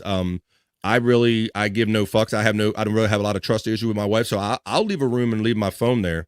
She knows how to get in my phone and stuff, so I really have no issue with that. But I understand that's a big thing. Like some people are very like, make sure I got my phone because I don't want nobody's hands in that. I don't know where mine is half the time. Your I phone? have to look for it. Yeah, when I'm at home. Bobby Nick was looking up wheelchair porn for Andrew yesterday. I was. Yeah.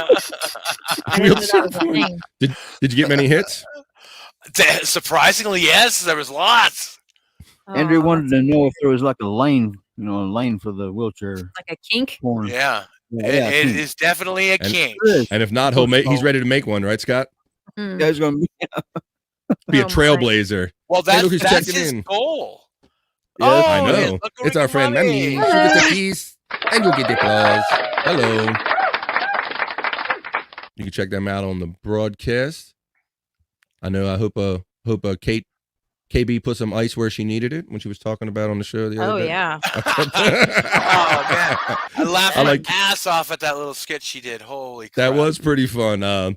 She did a bit about what people think her day is like. Yeah. And I thought that was interesting because I'm sure if she's in these chats and on these shows a lot, and she probably gets I've heard her say, "Don't you work? Don't you do this?" And she was like, I just sit around all day. I don't go to my job, and I I ice my what was it, meat flaps or something like that. She said something like that.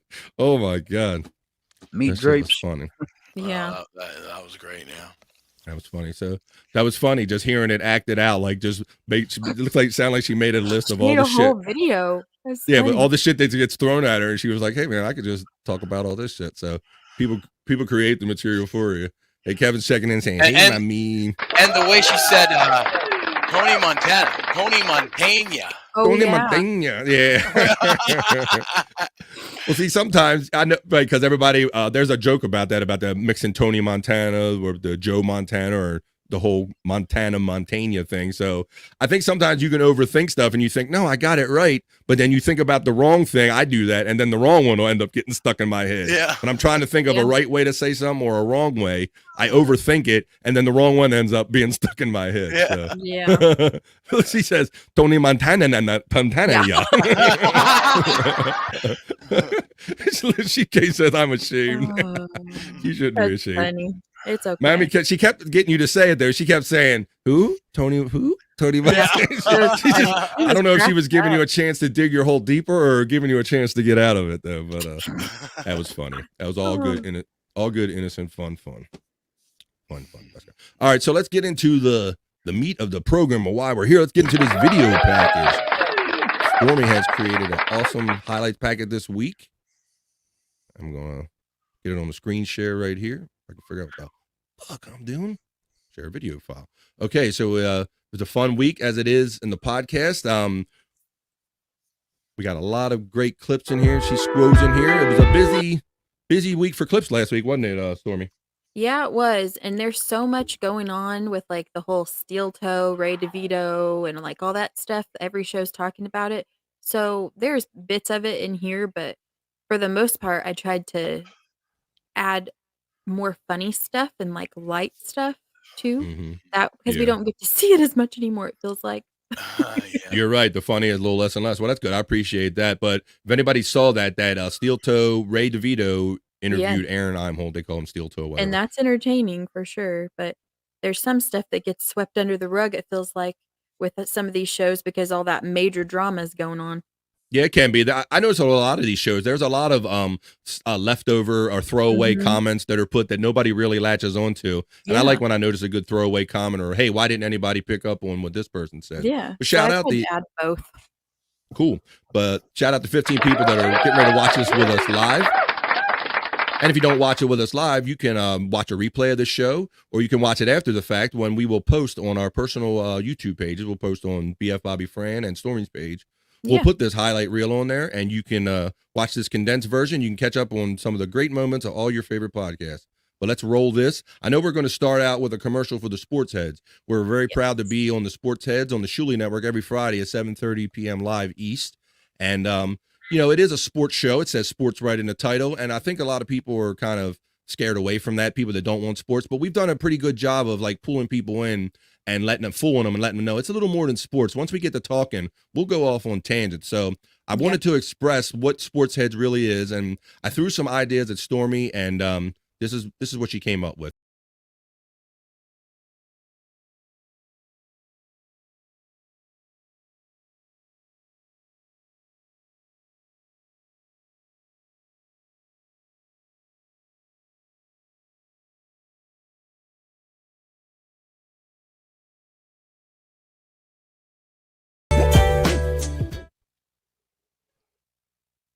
About to get into some snooker coverage. No.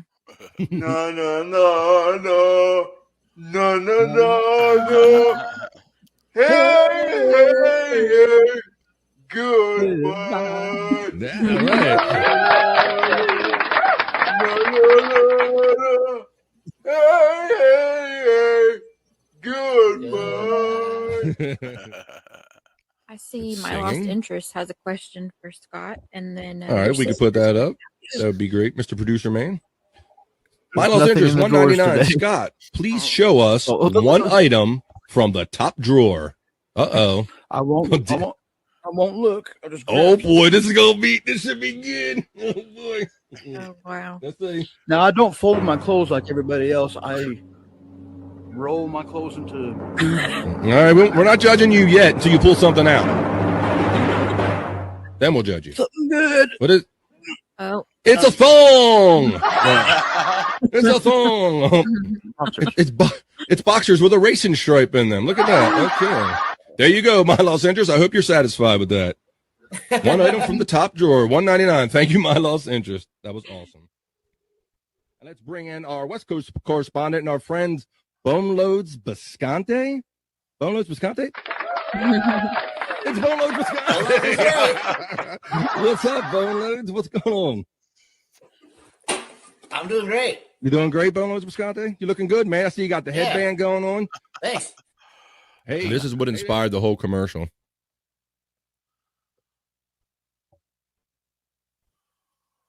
I'm listening to the after show on the Shuli Network. Bob's talking about these guys over on the sports podcast. Bob's like, he's a great guy. No one's ever heard of him.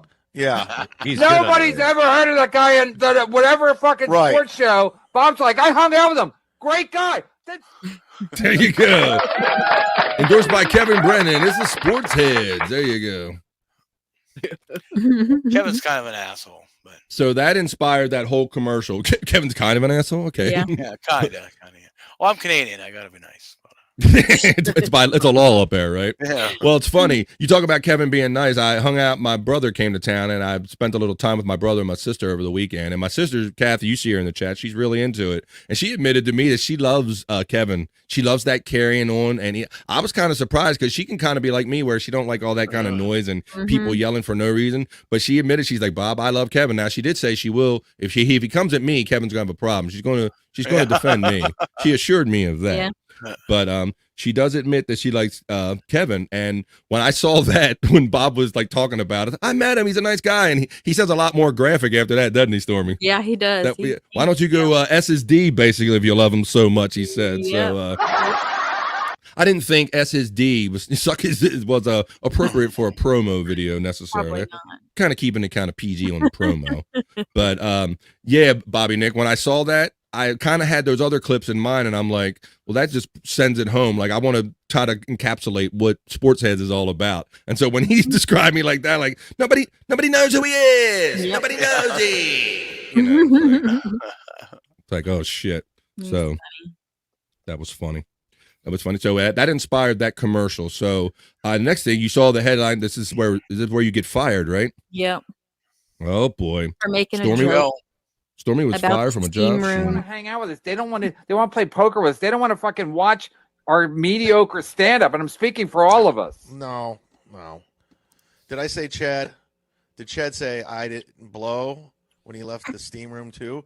You know what, Stormy? I'm not gonna use you for graphics. I'm not gonna use you for graphics. What a dick! Oh, somebody needs a drink.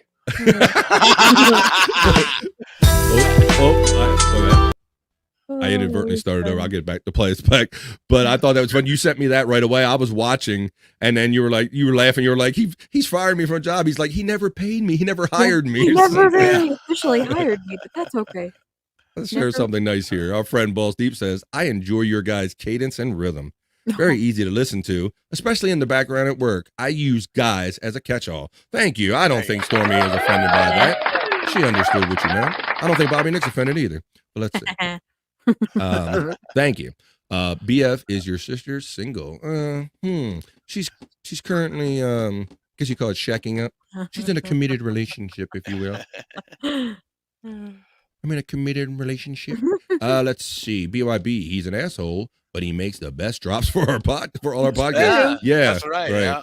And I know one of your first one was when Gino went BYB boy. Yeah. I saw them guys get all excited. They do it right away. They're like, oh, that's in the intro right away.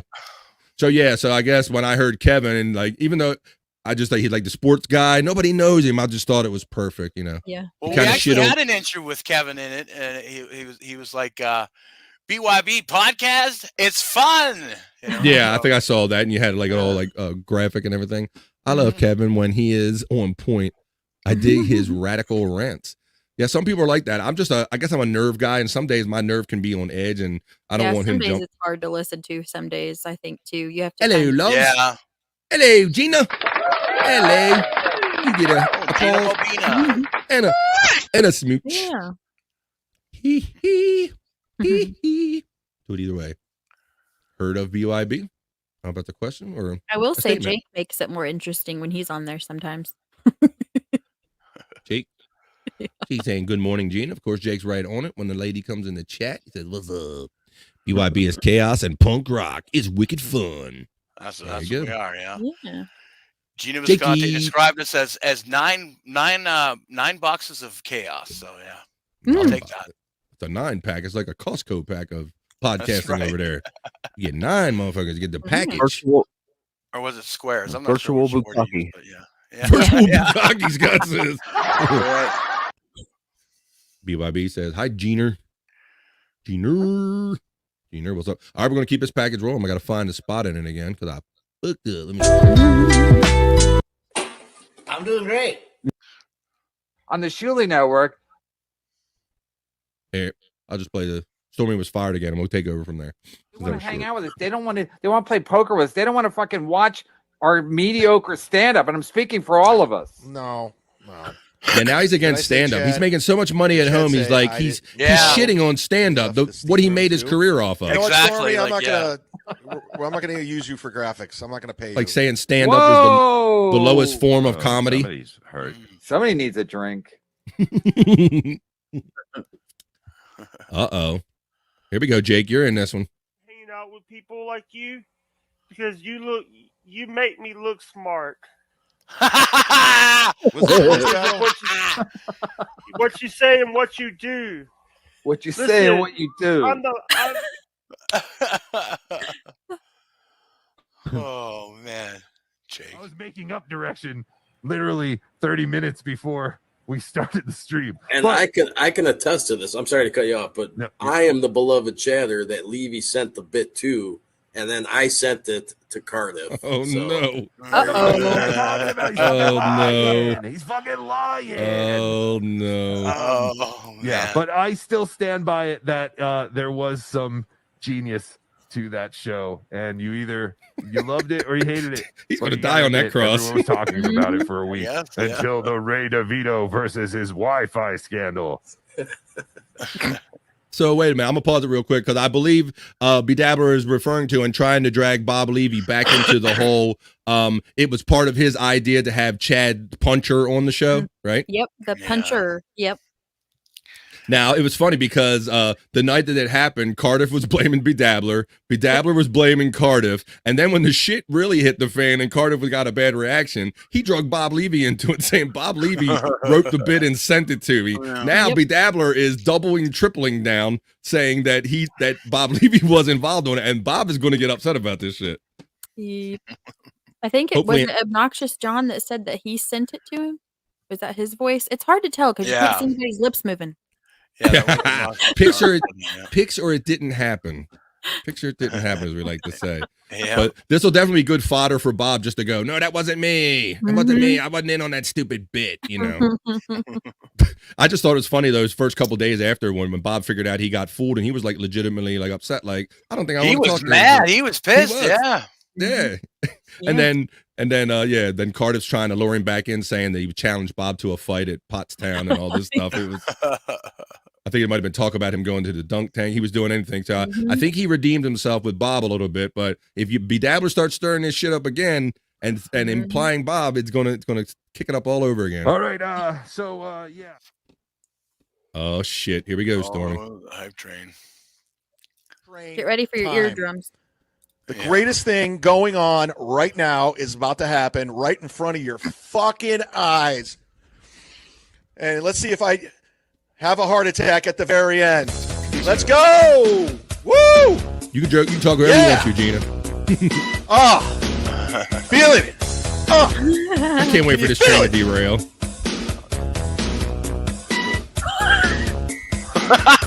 Look at that. What a fool. You're giving all white people a bad name for dancing. Hit like. Not all white people dance like this, folks. I'm just letting you know. Chad does not represent us all. Hype train. Who wants on the hype train? Chad is so douchey. Jenny V, you want on the hype train? Galactic Wrestling Federation, you're on the hype train. I know Gina's always cheering. Gina gets on the hype train. Gina, get on the hype train. See, there she is right there. See? All aboard. I told you I see her in the chat. Woo! Yeah! Hype train! Where you at? Let's get all the cucks. Hey, Ray, get on the hype train. Ray, you dummy. You got played. You lost fans. Get on the hype train, Ray. Ray, come on, Ray. You did one of the worst interviews ever. Let's get all the cucks on the hype train. Yeah. All right, so let's I'll pause that for a minute. Let's talk about that since it was a major topic. Go ahead. Go, Scott. I quit dancing when he started talking about Ray. Okay. So let's talk about this since he brought it up and this was a big part of the talk. People were looking forward to this interview of Aaron from Steel Toe happening on Thursday on the Shuli Network. We knew it a couple days. It was known about, and so much so that people were giving Ray advice and giving him shit and telling him not to blow it. So the interview happened, had to lower the volume. Yeah. If you're talking about the hype train, maybe that was out of or that should be a Chad thing. But Stormy and I complain about Chad's loudness all the time. That's one. Yeah. Not only he can be a little obnoxious, but when he puts the volume on the obnoxious, it gets to be a little hard to take. Yeah. Well, I And watched I him don't start think Kumi as Cucks one morning, and he was so loud on his mic that he blew everything out, and he had to restart the show. Yeah, I don't Yeah, I think think it's I that did see that. microphone, it's him. Yeah, I don't think any Yeah, microphone he's just too loud. He's just can too take you loud. being shouted into like that. But so I'm going to take it around here because the interview was supposed to happen. I think that people on the Shuli Network side of things, at least I'll speak for me, we had some questions in mind and some things that we wanted to maybe get out of Aaron or not let him wiggle out on. Since Bobby Nick is our guest, I'll start with him. Bobby Nick, what was your impressions of watching the interview with Ray doing it and how it started and how it ended up? What are your overall impressions about it? I liked the interview. I thought it was good. I thought the super chats really helped, and Ray was a little bit unprepared, but Joe came in there and he was kind of hard hitting, and he stood up for his boy, and that I have to appreciate. I do like Steel Toe, and I like Shuli, and I like Bob Levy and all those guys. So it kind of puts me in an odd position because I do like all of them, and they seem to be having problems with each other. But I was glad to see that Steel Toe manned up. He came on the show. He did, and he did his thing. He answered the questions, and I enjoyed it. But yeah, Ray was a little bit unprepared. Do you think that Ray is secretly Canadian? Because he's so nice, like you are. Yeah, I agree. He's a very nice guy. He's got the niceness to him, like a Canadian. So when you just talked about yourself and being neutral and everything, it made me think. I'm like, wow, Ray might be like a closet Canadian or something. We just don't realize it. He claims Ohio, but I think that boy is Canadian. But okay, so I'll give it to Scott, and then we'll finish up with Stormy. Scott, you saw the Ray interview. I know you have some thoughts on this. What do you think? What you got, brother?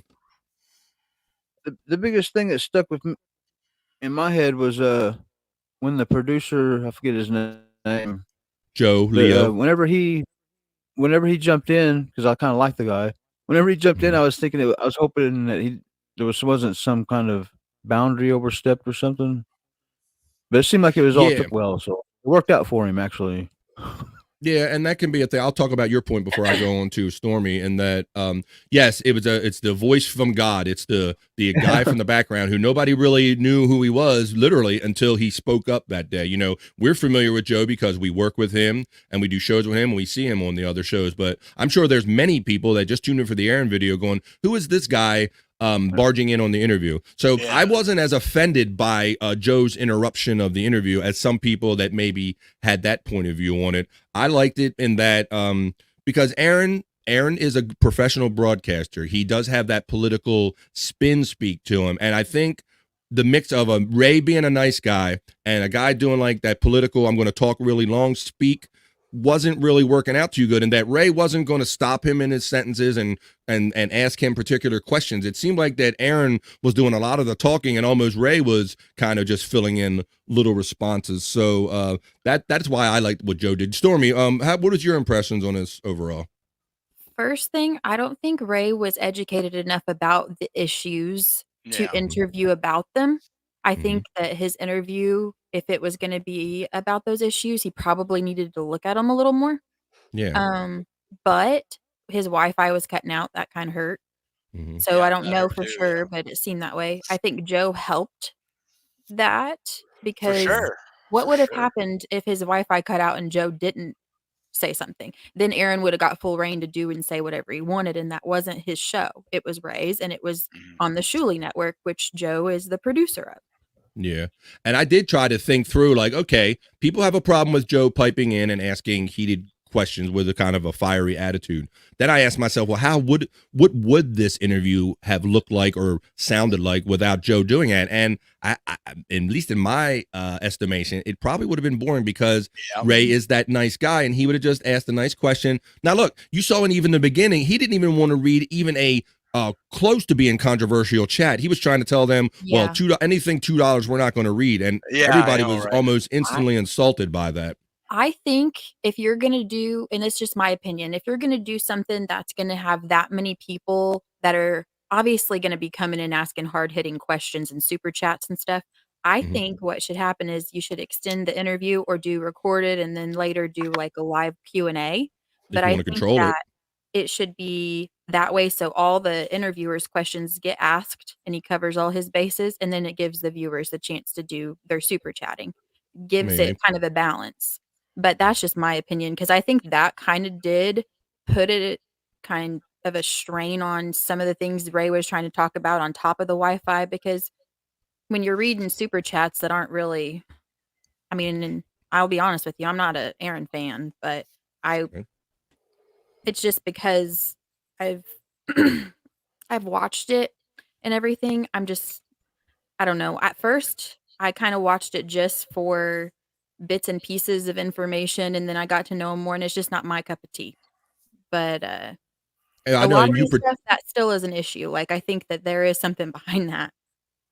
Well, and I think like whether I don't really care if he broke a law or in a particular state or not. I think people are responding to if I may say just the arrogance and the ignorance because Right. any of us know that if you in a simple like a Pepsi sweepstakes, every state has different rules and they say if if state rules allow.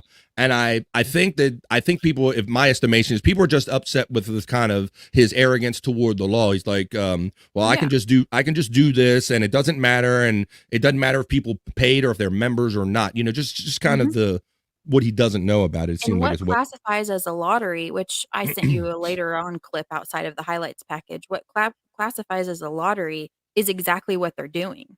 Mm-hmm. I mean, I I mean, don't I know have no opinion on it one way or the other, but you but can't, to say it's not a lottery or to just say that you're not doing what people are pointing out, like, if I can't enter the contest to be drawn but and let without making a purchase and you say it's customer appreciation, then at that point, I mean, then all your viewers aren't getting a chance. I mean, I get where yeah. people are coming off Yeah, like it's a that. weird, blurry thing in that you have listeners and chatters who may not be members, and then you have members. So I really don't know all the levels of participation or what the expectations were. We just know fundamentally, like you said, that more often than not, you're not required to pay money to be in a free drawing, and there are different rules in different states. And I don't really care that if he did or broke it or not. I mean, the law isn't going to apply to me. I'm not going to be the one to sweat it. But I think to me, it's just the dismissing of it, the arrogance of it. Like, well, I'm aloof, I'm above the fray.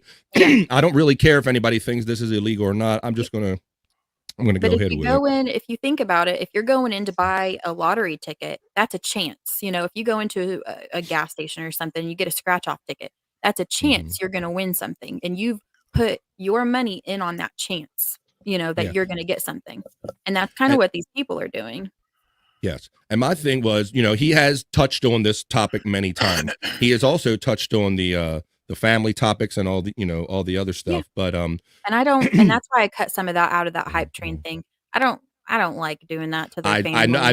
I know because they played it this morning and they were like, "Oh Christ, Chad!" Like, I'm glad you cut that part out. I don't agree with dragging that, other really. family members in. Yeah. I don't agree with that. I do think that people in the chats are leading them to believe that there's been like some sort of doxing that hasn't happened though. Like people were showing drawings of what they think mom would look like, and that's not really pictures of her. But I don't go could for that still stuff. see Like going after April's mom. There's no need for that. There's no need. Yeah, she's not on air. She shouldn't be discussed. Right. That's right. Keep it to the people that are involved. My whole thing was, and because everybody, it's no secret that I'm a great Bob Levy fan and defender of his, that I was much like Joe in that.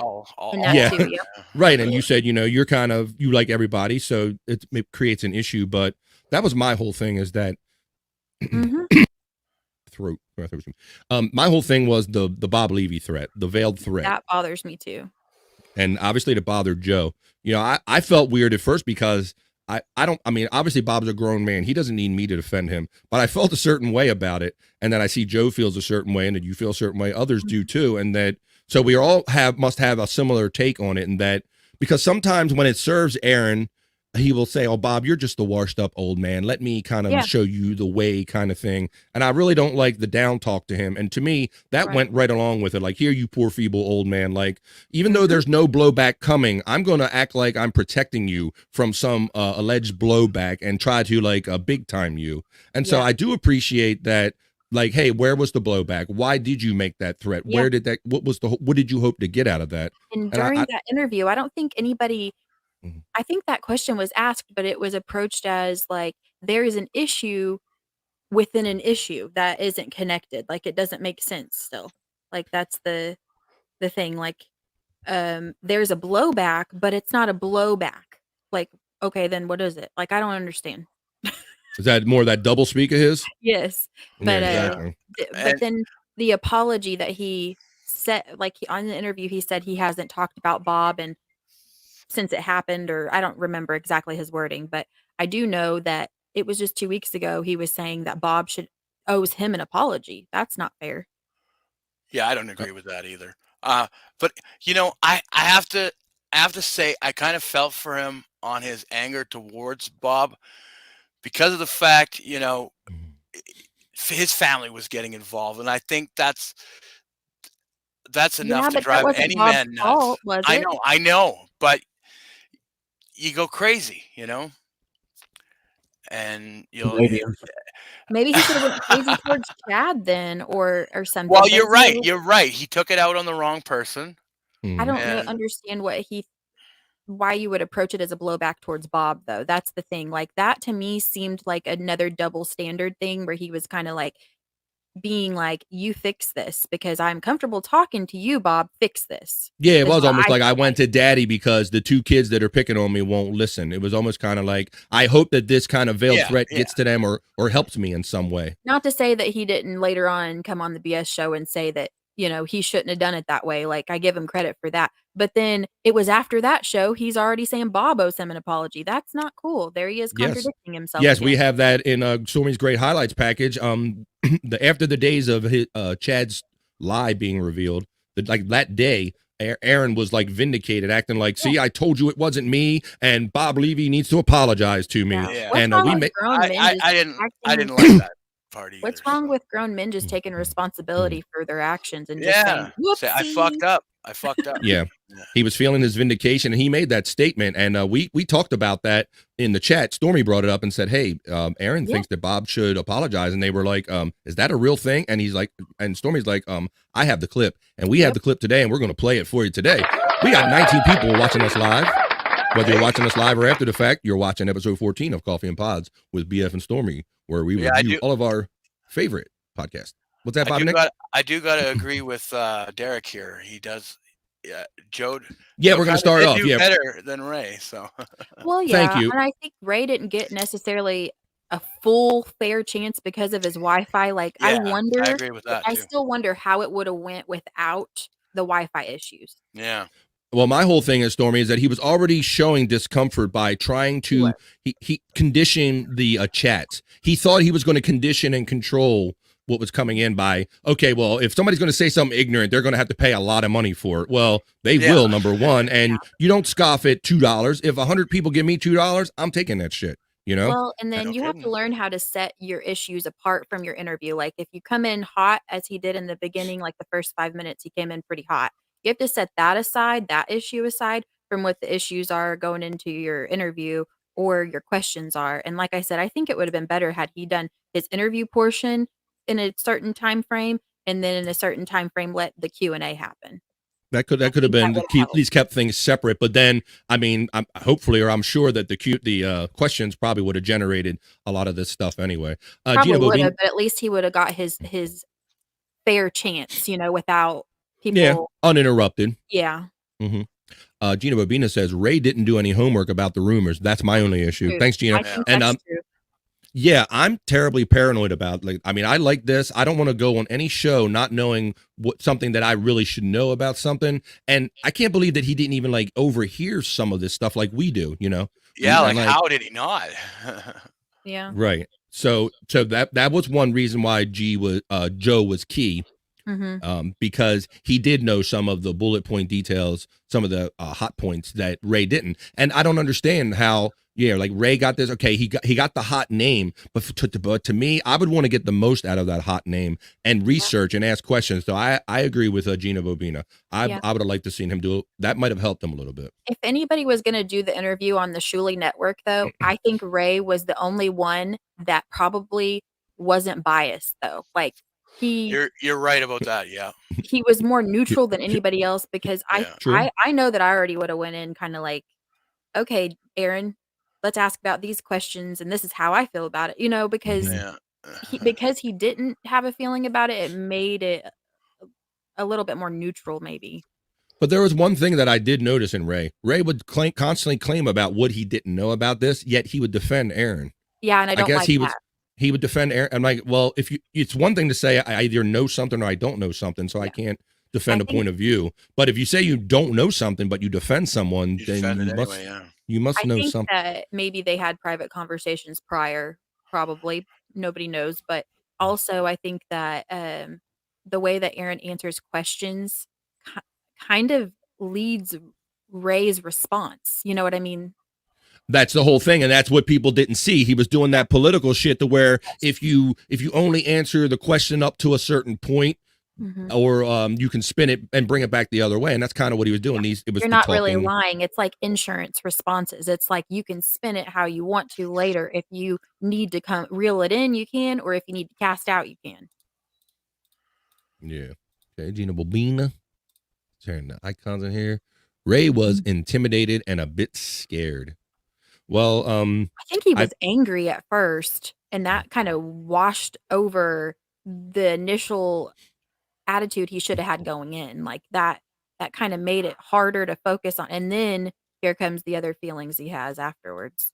Well, he was definitely uncertain about it. You saw all the snipe streams going on. Oh my gosh. He got so unnecessarily mad about Bob threatening as a joke. I mean, everybody knew that it was a joke, that he wasn't going to snipe stream on his own network. And for him to carry on like that in the background, knowing that all these other shows were going to be snipe streaming, that was I've never seen Bob like snipe stream anybody. Have you?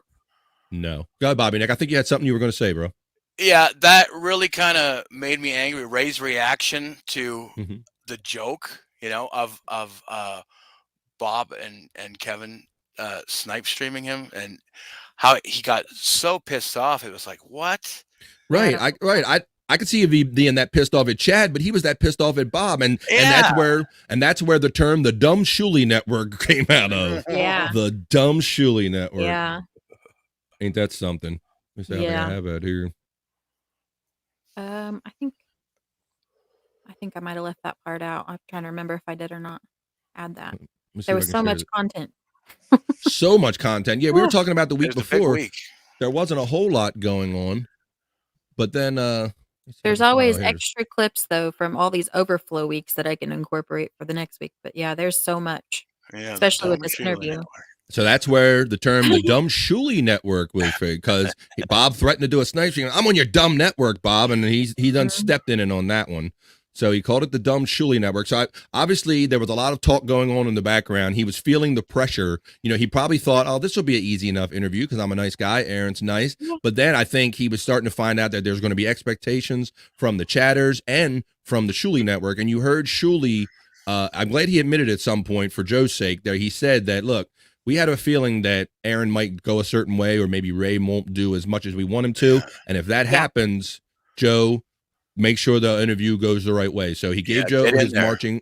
He gave Joe his marching orders, and he did it, and he did it with a lot of enthusiasm for sure.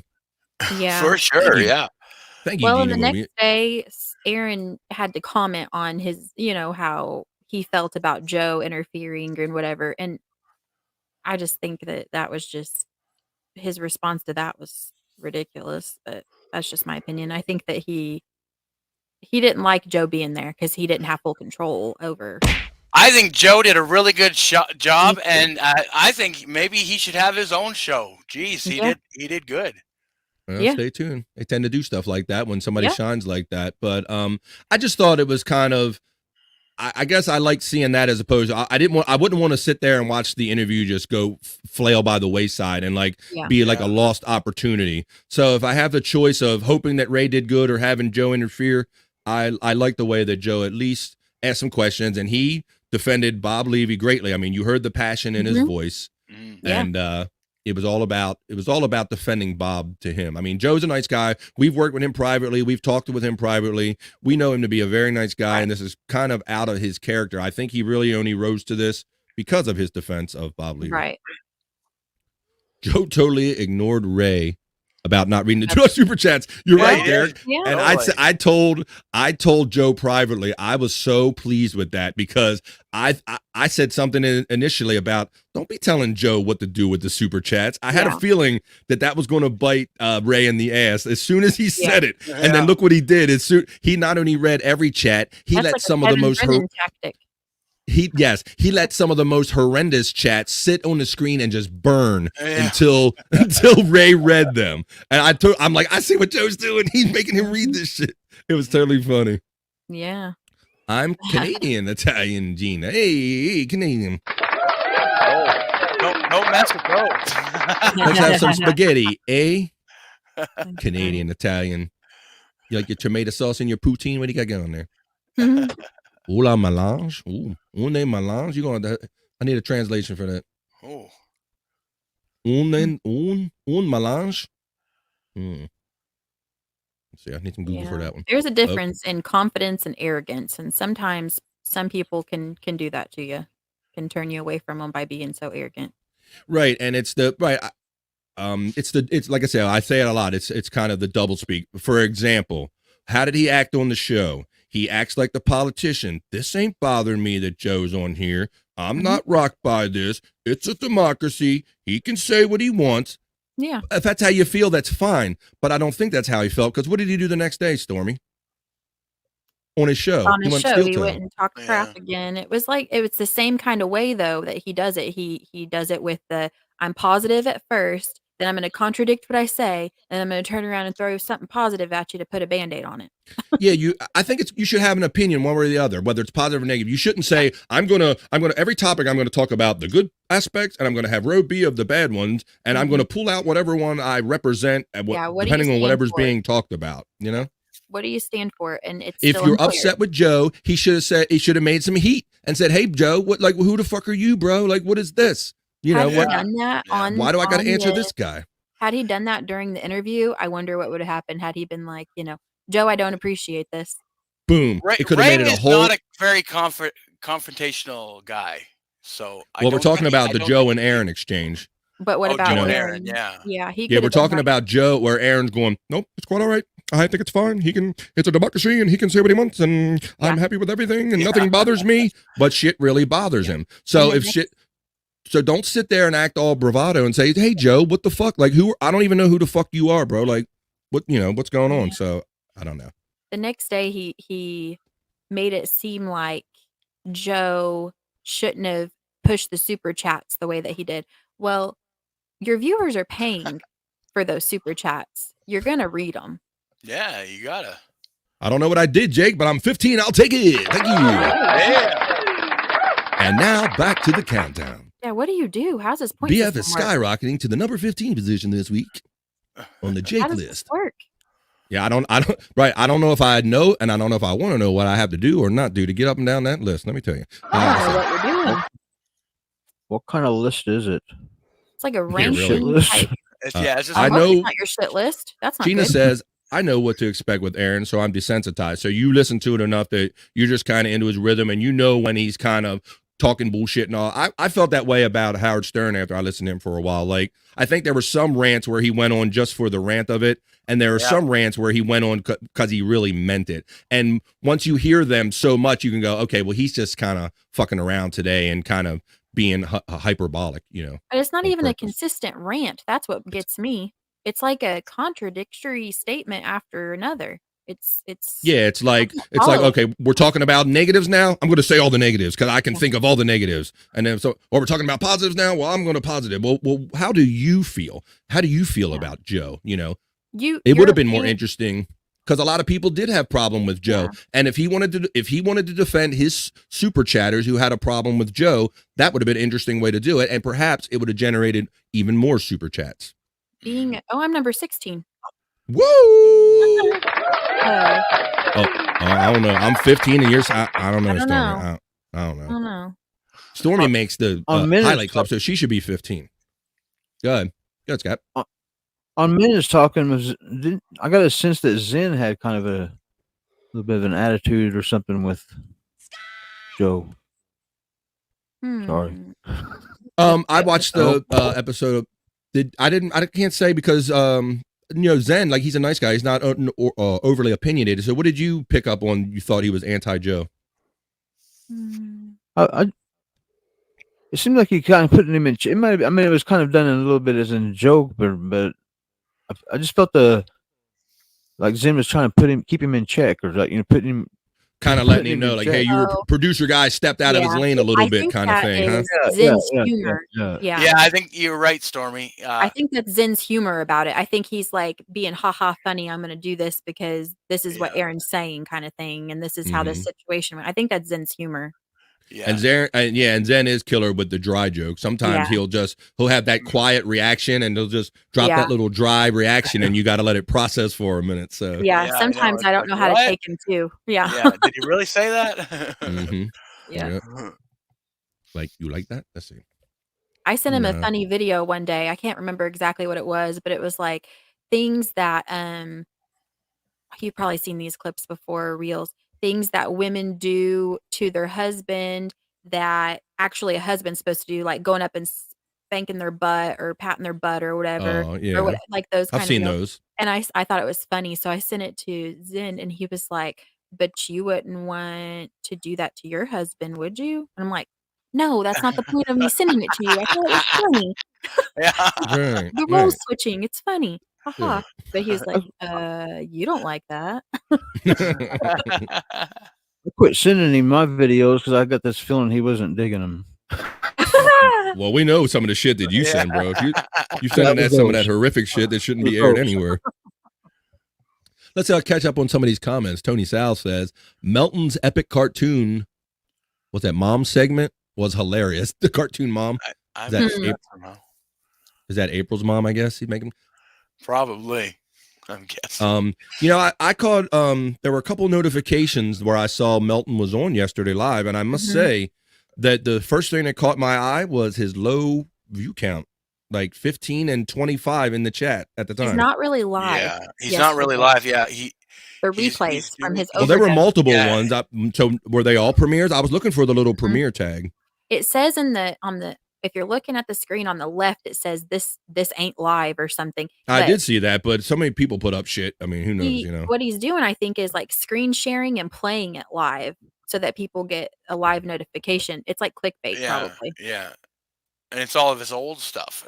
Which is interesting to look at. Some of it is interesting, but like on his Overdose, though, that's all those channels, all of his shows from like years ago. It's kind of, I think he's kind of trying to show everybody, like, I've done this for a long time. You guys think I'm just now starting because of the steel toe stuff.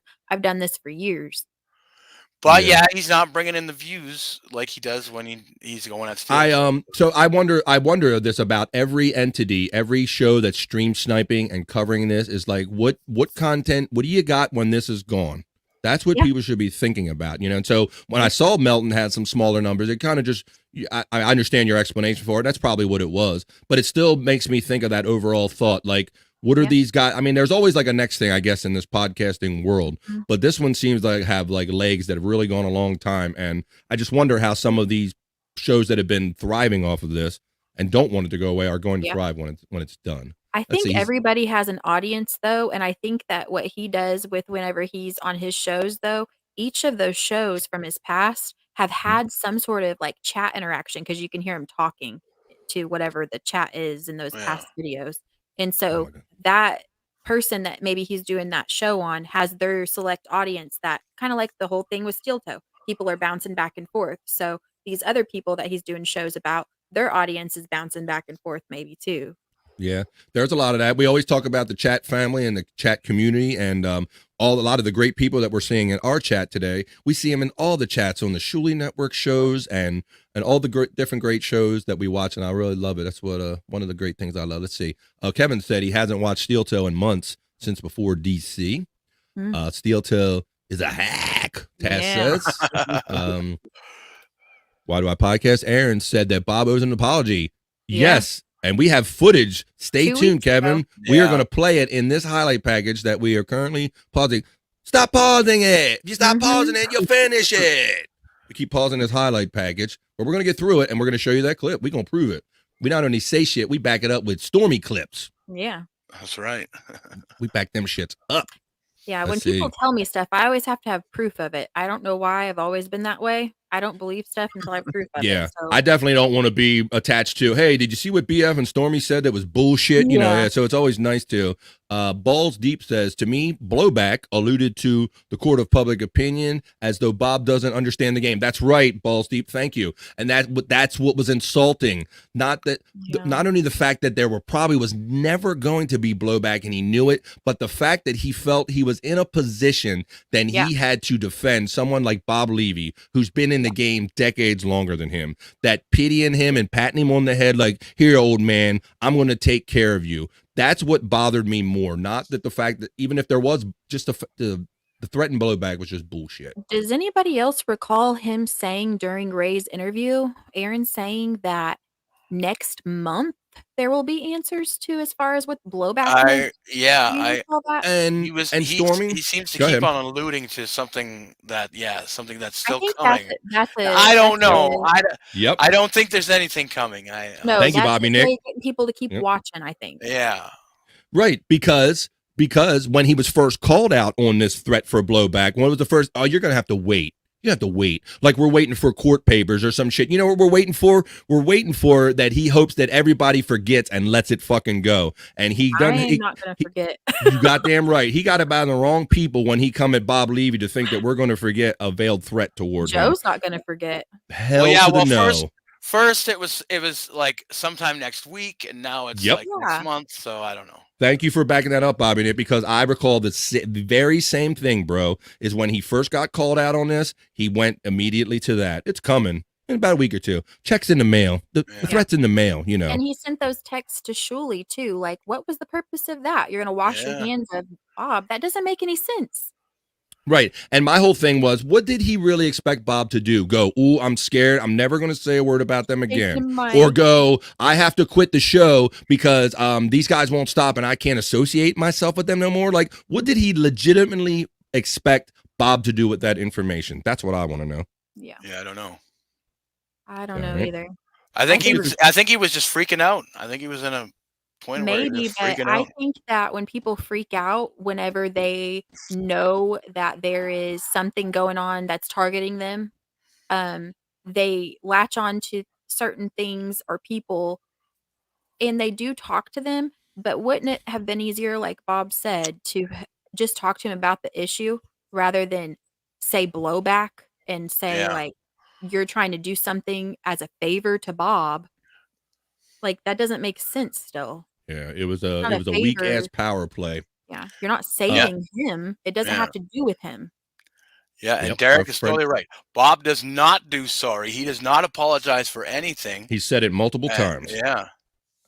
Yeah. You know? Bob don't believe in that. Because whenever he does something, he stands for what he says. He doesn't contradict himself. Good point. Yeah. You don't have to say you're sorry if you always believe in what's coming out of your mouth. That's a very good point. And that's probably why Bob lives like that. There's a clear line between a joke and what you actually believe. There shouldn't be Aaron is still a little naive. I call it the Minnesota fog, Balls Deep. I think that he's been in his own little bubble out there in Minnesota where the tough guys maybe aren't so tough when they go into another market or another part of the country. I think he kind of overestimated his abilities, whether it be boxing or broadcasting. And I let him, he believed his own story. He believed, he loved his own smell, and he thought that it was going to mesh well, like coming into this Dabblecon universe and mixing with Bob Levy and these guys. And that wishy-washy, like, I'm almost a tough guy shit just isn't going to cut it around here. Yeah. I still give him credit for saying that he started the stuff with Chad, though. Like, he said it multiple times. It might be because we called him out from the beginning because I found it. But, and people have shared it now. But I do think that he has taken responsibility for saying he initiated the Yeah. starting thing with Chad. That was in the middle of doing this fun show, though, right? The fun show they always do, where they don't ever do anything like that, right? Yep. More of that double speak, and until they latch onto somebody and do like an hour on them. So it's just more of the double speak again. Like the Otaku guy, I've learned about a little bit through them now. What guy? Otaku, is that his name? Yeah, the wrestler, not a wrestler, but they found him. He doesn't know who they are. They found him. Yeah. Kevin should train him. Teach him about posture, about not sitting with his back. Is that it? Let's see. I need better plausible deniability. Yeah. If you say everything, you can't get called on none of it, right? Yeah. There you go. Love it, Gino. I'm a bad influence, she says. I'm glad she's here having fun. Who's more ladylike, Rob or Ray? Oh, Brian Clauder with the big question of the day. Let's see. Let's do this one over. More ladylike, Rob or Ray? Well, have you seen Rob's TikToks? I think Stormy just gave you the answer. Yeah. Let's see. Good point, Stormy. That's the only thing I hold on to with that. Let me turn. What's and it's so funny that he can't delete that account now. Oh, you got to replay that. Replay Rob that. He has a comment about this. Oh. I was raised by a gay man. There you go. See, Oh, yeah. that might answer your question right there. There you go. Oh, well. I know I have a lot of gay tendencies, but There you go. See, he told himself. Shout out Rob Saul. Oh my god. Gay tendencies. Let's see. All right, so Ray was stressed because Bob kept messing with him about streaming during the show. Yeah, it's hard enough to do a show, and if these guys are like texting you or everything, I have a hard time like taking texts and messages during the show because I'm so focused. And if you got those guys fucking with you on top of it, that can be a thing. Watch. Plus, Ray is he's a very sensitive type of guy. You're right, Brian Claudia. He is. He's been good about at least saying how he feels, and he did come like on, I think it was MLC or something, and cleared things up with Bob and told him like, I've had issues with you in the past doing something, and then now he feels better about it at least, whereas some people can't do that for some reason. What to say? Zen mods for Aaron? What are you talking about? She just said she's a bad influence. Don't believe her. Zen mods for Aaron. I can't see Zen mod for anybody. I like Bob was giving Stevie Lou shit the other day and Kevin last week about getting up early in the morning to do that for Aaron, right? Yeah, that is crazy to get up that early just to do that every day. I get on there and I just skim. What do you get up and do that for? The first 30 minutes. You get up early on purpose. Where I need to find stuff in the last 30 minutes, so I'll skim through that, and if there's nothing, I'm done. Don't think he's entertaining. Let's see. Ooh, don't even for echo. Echo. I still can't get an answer as to why he has his back turned to April all the time. Yeah. No answers. I've tried twice. Aaron should have called Bob from the beginning. I maybe it would have went over better on the phone, Brian. I'm not sure. I know Bob has said that. Well, I don't want you to call somebody. Yeah. He might not have had the courage to call him. I don't know. Yeah, they've talked on the phone before, and they had built kind of like some sort of foundation for their relationship that you could at least, if it was something really serious, have at least called him, maybe. I know I have a lot of gay tendencies, but Let's see. I've never met We're Rob all going to in catch person. shit right away here. That's okay. Rob sees this. I'll catch it on air from him. Yeah. Rob. If you think this is going to catch it, wait till you see what's in Stormy's highlights package. Yeah, wait till he's Kevin. Is Rob still on Levy Land? Yeah, Brian, they did a show last week. They did a Levy Land. Yeah. We didn't do a Rob Saul last week. I'm not quite sure why, but MLC was still on during Levy Land too. Mm-hmm. And I know Kevin and Rob Saul have had some exchanges we're going to cover in this package, but I'm having such a great time talking to you guys, and people are loving this in the chat. We're having a great time talking, so we're doing these long shows lately. People are loving it. That's a fake Zen. It's a fake Zen. Okay. I don't know if I believe everything you're saying, Gina. There's fake Robs, there's fake Zen, there's fake everybody. But now that we caught up with these chats this time, before we get some more, let's keep this package rolling and see what we can get into. By the way, time to talk. Oh, interesting. Okay. Yeah, but getting back to wrestling, dude. What? Getting back to wrestling. The two wrestlers that you were trying to wrestle say. with your sexuality. No. The two wrestlers that you were trying to talk about. The two wrestlers, the female tag team was Bailey and her. By the way. What? Who's By the way. better? Who's better, corn or potato? I think butter is better on corn, personally. No, OJ, what do you like butter on better, by the way? I prefer my butter on broccoli. Ew. Ew. What do you eat? What do you like butter on, sweetheart? I like Handsome? on my masked wrestlers. Jay! Yeah, boy. Not that there's anything wrong with it, except for everything. Listen, David Chandler. Here's the thing. David Chandler's been listening to Steel Toe. There's some people. I'll pause that for a second. Get some of these. Let's see if these chats up here. That was great, Jake with the zinger. I like him on my masked wrestlers. You go, Jake. Jake with the zinger. That one, yeah. Maybe he took some tips from when he was with us last week about dishing back to people. Yeah, we did. That's We kind of funny. we gave him a couple pointers about throwing some stuff That's back. hilarious. Mm-hmm. Let's see. Rob is more moody than most women I know. Yeah, we know that. Yeah, we know. I know I have a lot of gay tendencies, but Let's see. I'm a troll, but not a liar. I thought that was a funny one. I thought you said you were lying. Said she was lying. Let's see. Yeah, I'm working in Brooklyn, so I need you guys to do the show at least 9 o'clock tonight, eh? Hey, how you doing? All right, let's see. We got a boo. I'm not quite sure when the boo happened. The ding. Butter on his masked wrestlers. That's good. Jake with the zinger. I hope you're still watching. Jake, you got a good one in there, bro. He Give you wanted to credit for wrestle that with one. his sexuality. Uh-huh. Hey, Jake he played along with that too quick, didn't he? Yeah. He's like, I heard them keywords. He said he wanted to wrestle my sexuality and butter. Let's go. Okay. Let's keep the package going. We got some more great stuff on here. Evan, we got to do it. We got to do it next week sometime. I'll do it on the way home. No. Stormy says, is it just me or does anyone else notice Chad saying by the way a lot? I think Jake Hudson, ever since Jake Hudson, I started doing it. He like put a hoax on me. Yeah. You've been walking around a lot more too. Yeah. By the way, see, I'm fucking, I can't. By the way, I don't have that guy on anymore. He's fucking with me. He got him.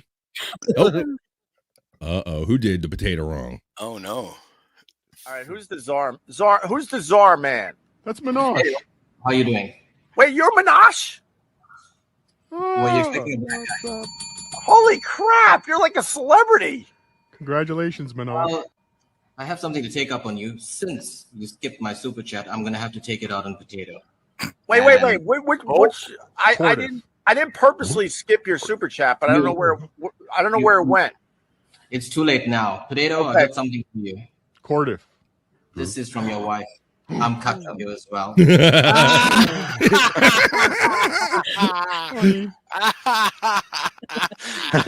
was great. I saw that live. So what did y'all think about that was Cardiff the Opie doing like the Veggie Tale shows. You notice you see an Opie more like daily with the vegetables. What do you guys think about that? He's fun again. He's fun. It's great. I mean, I haven't really watched Opie very much in recent years, but now he's fun again. So it's like cool. Right on. I gotta say, I do enjoy it. I enjoy the joy that I see on his face. Like I'm sitting here. He is big time in us, flashing his ocean view all the time. I get it. I'd probably do the same thing. But he does seem to have that knowing joy on his face. Like I'm sitting here by the ocean talking to a guy like a potato and corn right now. I'm talking to Veggie Tales and I'm making money. And I have to say that I I'm only familiar with Opie and Anthony by name through the competition with Howard Stern. And so Howard Stern was like, well, these are the enemies in my market and I'm going to destroy them. That's all I really knew of them. Didn't really hear a lot of their content because I just wasn't able to get it. So I have nothing against them, but I am enjoying getting to know. I'm trying to just get all that out of my mind and just take Opie for face value, not based on anything Anthony says or anything Howard has ever said. And I enjoy what I see so far, Bobby Nick. What do you think, Stormy? Yeah, I think it's pretty entertaining, and I think it's really funny. Sometimes I sit back and I'm like, "Am I really watching a grown man with a potato and corn? Like, what the heck am I doing with my life?" But then it's just funny. Yeah. What about you, Scott? You like that potato and corn business and all that? Well, I got a little. There you go. My nickname's always been Spud, and playing guitar, and I've seen the potato use my backgrounds before. I feel like he's vulturing he's picking me apart. I He's agree. cutting in on your business. I think that you were the first legit potato. You have it in print on license plate and steel. Yeah. I say cease and desist, Cardiff Electric. Cease and desist on behalf of Scott Fitzpatrick. Yep. Plays the guitar. Plays the guitar. Number one, plays guitar. Refers to himself as a potato. He was using my green screen the other day with the black-eyed Chad. Yeah. He's totally stealing your act, bro. All right, so we're calling you out, Cardiff. Cease and desist, potato. Okay, quit the fucking shit. Okay, I'm gonna take my corn after you, son of a bitch. All right, let's see. All right, we got a couple more. Got some more time in this. Let's bring it back. Let's keep having fun with this. Oh, hi, Here we go. Oster. What's going on? Oh, not too much. I just wanted to come on today to tell you that I can't come on your show anymore. Oh, shit. Why? Well, I realized me, as Corn Diff, I don't like you anymore. Wait. You are dead to me. You're not Corn Diff. You're dead to me. Yes, I am. I know you're not. Yes, Wait a minute. Can't you see? Wait a minute. Wait, you're not Corn Diff. Corn Diff has a different voice. Describe it to me.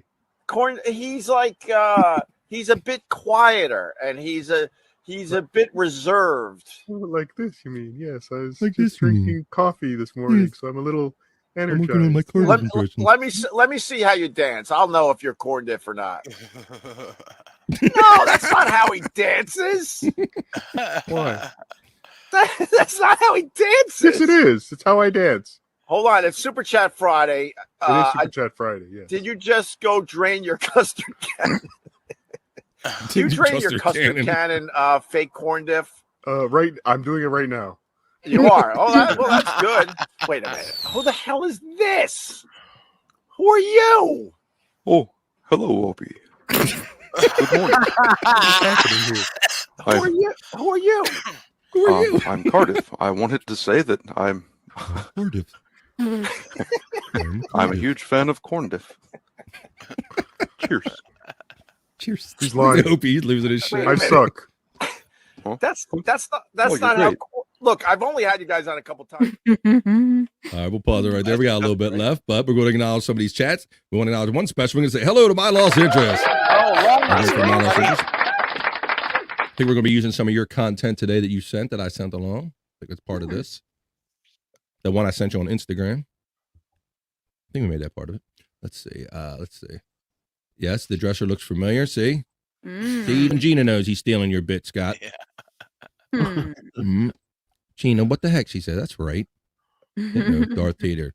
No, I will not do Darth Tater. No. Darth Tater. That's a pretty good word. These are not the French fries you're looking for. Now, if he shows up, the potato shows up with the Darth Vader mask, we got a problem. Oh shit. Cease and desist, Carter's potato. That's my bit, motherfucker. Okay? I'm working on my Cardiff impression. I'm going to say all kind of unruly shit in Cardiff's name. Fuck you, assholes. Suck my dick. I'm Cardiff. I'm the potato. Fuck you. Let's see. I can't get into that Veggie Tales Oakster crap. That's all fun, Steven. Whatever you like or don't like, that's all good, bro. But I enjoy it because It's not politics, you know. It's not just Mhm. day-to-day grind bullshit of life, bro. I'd rather laugh at something stupid than cry at all the shit that's supposed to bother me, I guess. Let's see. Gina said I missed that one. Well, I'm glad you're here, and I'm glad we helped you not miss that one. Lost. Howdy, man. Howdy, man. How you doing, man? And Lost says, Steven, you the man. Heart. Okay, let's see. Damn it. No Darth Tater. I just gave you Darth Tater. Impatient bastard. He thinks I'm his monkey. Like I'm on an organ grinder or something. Do your impressions, BF. Please me. You know, what the fuck? Let's say, it's Goofy. Shrug. Love it. But I checked it out and I was like, what the fuck? Yeah. Yeah, it's just crazy. It's just like silly fun, man. Like when in a world as serious as fucked up as it is, that's one of the best things I love about podcasting. And you know, Joe thought I was overstating it the other day, which I probably was. I fanboyed a little bit, but when we were doing Sports Heads the other night, I was promoting the network and I was telling them how I laugh every day.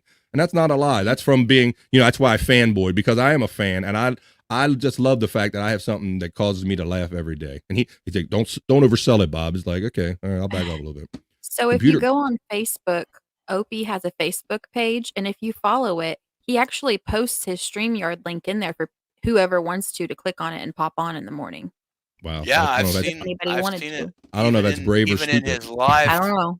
Even in his live, even in his live YouTube chat, he'll post a Mhm. link too. So it's like, I guess he has the option of who he actually puts in there at least.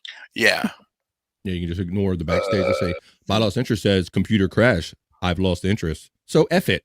Taking time for a cigar and beer and coffee and pod. Yeah, dude. There you go. We appreciate you. Dance, Darth Vader, monkey boy, dance. Dance, Darth PF, dance boy. Popping a couple shots at your feet. You bastard. Your personal Darth Monkey. I'm Darth Monkey. Tats says, I scheduled a live stream in a few minutes, but I'll still be watching it. I'll probably draw you guys. Love Chiz. Well, we love you too, Chaz. Thank you for joining us. She's a great friend and supporter of the show. Let's keep this going. I'm sorry we didn't do a shorter show for her so she could get it all in, but I'm enjoying doing this extended version, which become this extended version, Coffee and Pods, because we have more friends showing up every week and really interested in the clips and all, and the chat is just amazing, and so I love it, and so I'll definitely do a longer show. So let's keep it going. Kevin Brennan and Rob Saul, love. Here we go. Oh, boy. This all blew up. You do. Rob Saul does Levy's show. Levy does my show. This is my fucking show. So let's see what else he said. Because, you know, again, he's another tough guy on Twitter, you know, talking about my wife, talking about, you know, my brother. I mean, like to even acknowledge it is just pathetic on my part, but I just couldn't help myself. I'm like, I mean, he's such a fucking loser. And then he's like, no, we're just having good-natured ribbing. Right, except you're a nobody.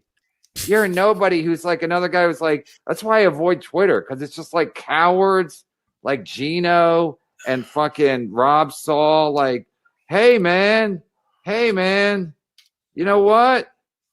And then yeah. Let's see what else he said.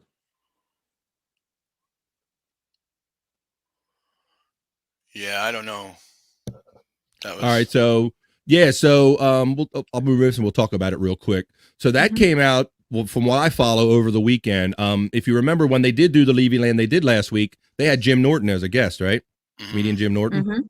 That was a fun show. It was a good show, and I found it very interesting. And Jim, they kind of clicked real good. Well, it seemed when I was on Twitter after that show, I don't know if Kevin ragged on it talking about Jim being washed up or another one of his things, but something that he either said or did talking about this Levy Land triggered Rob Saul, and then I saw this whole like Twitter battle going on. Oh yeah, it was you saw massive. it too, Bobby Nate? I did. Yeah, I was like, oh shit. And I don't know if definitely Stormy gonna get talked about. Definitely, Yeah. and I don't know if Stormy saw it before I sent it to her, but I'm like, Stormy, do you see what these guys are like? They're going at it. Yeah, I looked. It's hard to follow too. They were just going back and forth about all kinds of stuff at that point. Whenever I finally clicked on it, but oof. Yeah, by the time I caught up to it, I was in all the replies, and Stormy was like, "Well, what started this?" And I'm like, "I don't know. I'm still researching. I'm still going backwards." I know, yeah. in the replies. It went so deep, and there was all kinds of quote tweets. Yeah. Brendan was quote tweeting stuff, so there was new stuff started on different threads, and it was just Yeah. crazy. Yeah. Yeah. It was nuts. I think that they both probably should have not utilized Twitter that way if they didn't want it to be utilized that way.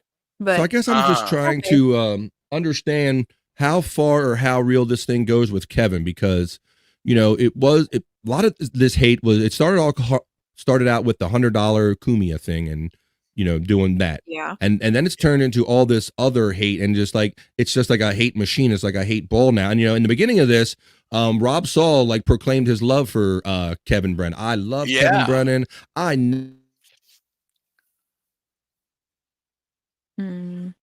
Uh-oh, we're losing everybody. Turned into this, and now they're just essential enemies. So I guess I asked myself, like, is it real? It seems very real, but how far are they going? Kevin, is he really going to like scorch earth and like just basically eliminate everybody from his life? I know. Well, that's the thing, like he does like to go at people. Like he's going at the Shuli Network, and Bob is on the Shuli Network. Like, Can he get? Yeah, he's trying to show that he don't give a shit. Like I'll even go after other people and all. And then like was it last week on one of the shows, the MLCs? I had heard that Kevin was throwing out there a possible ultimatum, like because he didn't like, you're doing all these low shows. You left our show, the one with it was the Jim Norton thing. I think that was part of it. He said you left MLC to go do a show with Jim Norton that had this many less viewers than what we had. I'm not even going to get into the numbers, but that was the crux of it. And I think that kind of got under Rob's crawl. Like, why can't he leave? We do shows with Levy too, and it kind of blew up into that whole thing. So Kevin is constantly trying to knock others and trying to establish their worthlessness or worth. And he's going after the Shuli Network. And I even heard he was saying, look, he might have to choose at some point. He's going to keep going over there and doing these lowly rated shows, or he might have to stay here. But I never heard that ultimatum actually put to Bob. Did you, Stormy? I never actually heard it, but I think that he surely has heard it by now, but I don't know that have they had an MLC since then? I don't remember. I think they have had one. One? Yeah. I don't think that it was brought up, was it? I didn't remember hearing it brought up. I didn't watch much of it, so I don't think it was brought up. But I tried to tune in that after I had heard that rumor to see if when he came on, if Kevin was going to get on him right away. And I don't recall about Ray whenever they were on. Well, we should know this, that if it did come up and if he did say something expressly like that, Shuli and then would have picked up on it about, hey, what's with this ultimatum shit about Shuli Network over you? So I would have to think based on that alone that it probably didn't come up. Rob has a love-hate response to my attention. Yeah, Lost, I know, because I know a lot of times you try to support him and shout out and show him love, but then you also try to give him a little dig when we're going along with the story, and he does seem like he takes it a little harder from you, like, oh, my lost interest, I thought you were my friend, and you can't say nothing. It's like, if you say one bad thing, he admits that's all he remembers. He only remembers the bad shit. Yeah, I think it's natural, though, for people to be able to pick out all the negatives before they do positives. Yeah. Well, look who wasn't watching the show at the beginning, folks. Yeah, Jake. Jake Hudson. The beginning. We covered this at the beginning of the show, sir. If you were here on time, now we know you're late, bro. Exposed. We exposed this. Endeavor that owns UFC bought it. $21 billion valuation. Yep. WWE's valued at $9.3 billion. We got it, bro. We're going to cover that more in depth this Friday on Sports Heads. I know Andrew's going to have plenty to say about that and what it means for the potential future of wrestling. KB shtick. It is shtick, but that's the line. That's what I'm trying to figure out. Lost. I'm getting blurred in the line. Like, is he really mad and angry? I think what do they say? A lot of truth can be said in jest, and he says these truths in jest, going after Shuli. And I've said to Stormy on many occasions that Shuli is a terribly nice, tolerant person, but I think everybody has their own limits. And I think if Kevin keeps going this route and belittling the network and kind of putting demands on Bob's time on top of it, I think it might get a little more serious than it is right now. Yeah, he's poking the bear. When Levy Land started, when they had their guests this past week, MLC was still going, and it was just Chad and Kevin for a few minutes, and it was so awkward. It just felt awkward to me as a viewer. And then Jake showed up, so it made it a little bit more humorous. but because he came on there cussing Chad out. Because you need 3 people. You need 3 people. But when Bob left, it was like, awkward silence. And that's the whole thing. A lot of people know that Bob is the draw. You know, Bob can put a lot of shows on his shoulders and carry them. And he does. That's right. And Shuli signing He is Gino. one of the only guys I've ever seen do like a 2-hour show by himself. Hell yeah. Keep And my attention for the whole thing. kept your attention and pulling in super chats to the last minute. Yep. Gina Bobina says, and Shuli signing Gino is gold. Yeah, I almost fell for that one. I saw that. Yeah. I saw that going out yesterday, and I'm like, okay, let me see. Oh, let's see. Looking at my backstage. Scott's back. He dropped out, but now he's back. What's up, Scott? In that little part I couldn't see in the menu. So yeah, I saw that thing go out yesterday with Gino's going to do a show, and I'd already knew about the Ray and Joe show, and I'm like, wait a minute. If I hadn't known about the Ray and Joe show coming on at 1:00, I might have not have questioned it as much. But I'm like, wait a minute, they're not going to do 2 shows that close. Yeah. And wait, I'm like, this is April Fool's bullshit. I'm like, because anyone that knows that's following this knows that Gino now has a problem with Shuli for allowing Pat Dixon on his network by way of Men Are Talking with Anthony Zenhauser. So that's why that was so funny. Show smart.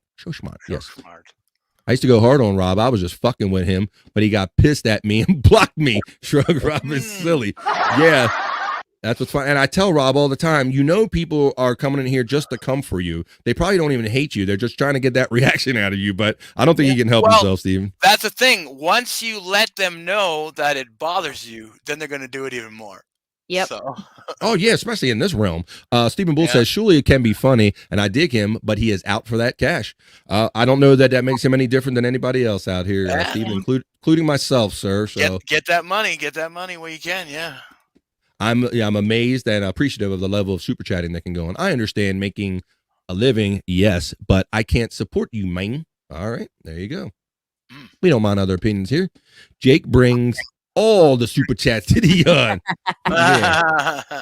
My Jake brings all the super chats to the yard, and that was is better than yours. Okay. The show where he told Chad that he made him feel smart. That's a good one. Oh God. Oh my God! If Jake starts cutting down Chad on the regular, I'll be watching every day. That was good. Oh my God! He said he was going to put him through a table. Damn it, Shuli! You laughing? Shuli's a troll. Yeah, he's a professional, well-paid one at that. That's and right. Like I said, I mean, obviously I'm a fan of Shuli's. I'm on his network, so I am biased and all. But I will say that he did at least resist a lot of the Stuttering John stuff in the beginning. He didn't want to make his bones on Howard Stern, too much old shit or Stuttering John stuff. But I believe my estimation is when you see other people out there that weren't personal friends with him, didn't work with him, and don't have as much intimate knowledge as you do making money, I'd be like, wait a minute, I know that son of a bitch a little better than these people. I got to get in on this. So, and I'm glad he did do the Uncle Rico show because, look what we got now. We got the BS show. We got Miserable Men being even getting higher numbers and a whole network of other programs now that are just great, And that's what I've noticed about the Uncle Rico show. It is about Stuttering John, but that's just like the jumping point. And that's what Kevin complains about. Because what do they do? They'll pause and we'll just get hung up on one little aspect that might not even be totally related to John. Like, well, what about this person? What about this thing? And that's what I enjoy about it. I don't necessarily enjoy every bit of cracking on Stuttering John. It's where it takes you, Bobby Nick. I like that too. Yeah, for sure. I like all the jokes and all the sayings that come out of this stuff. Let's see. Someone or something has to inspire jokes and humor. It doesn't come from nowhere.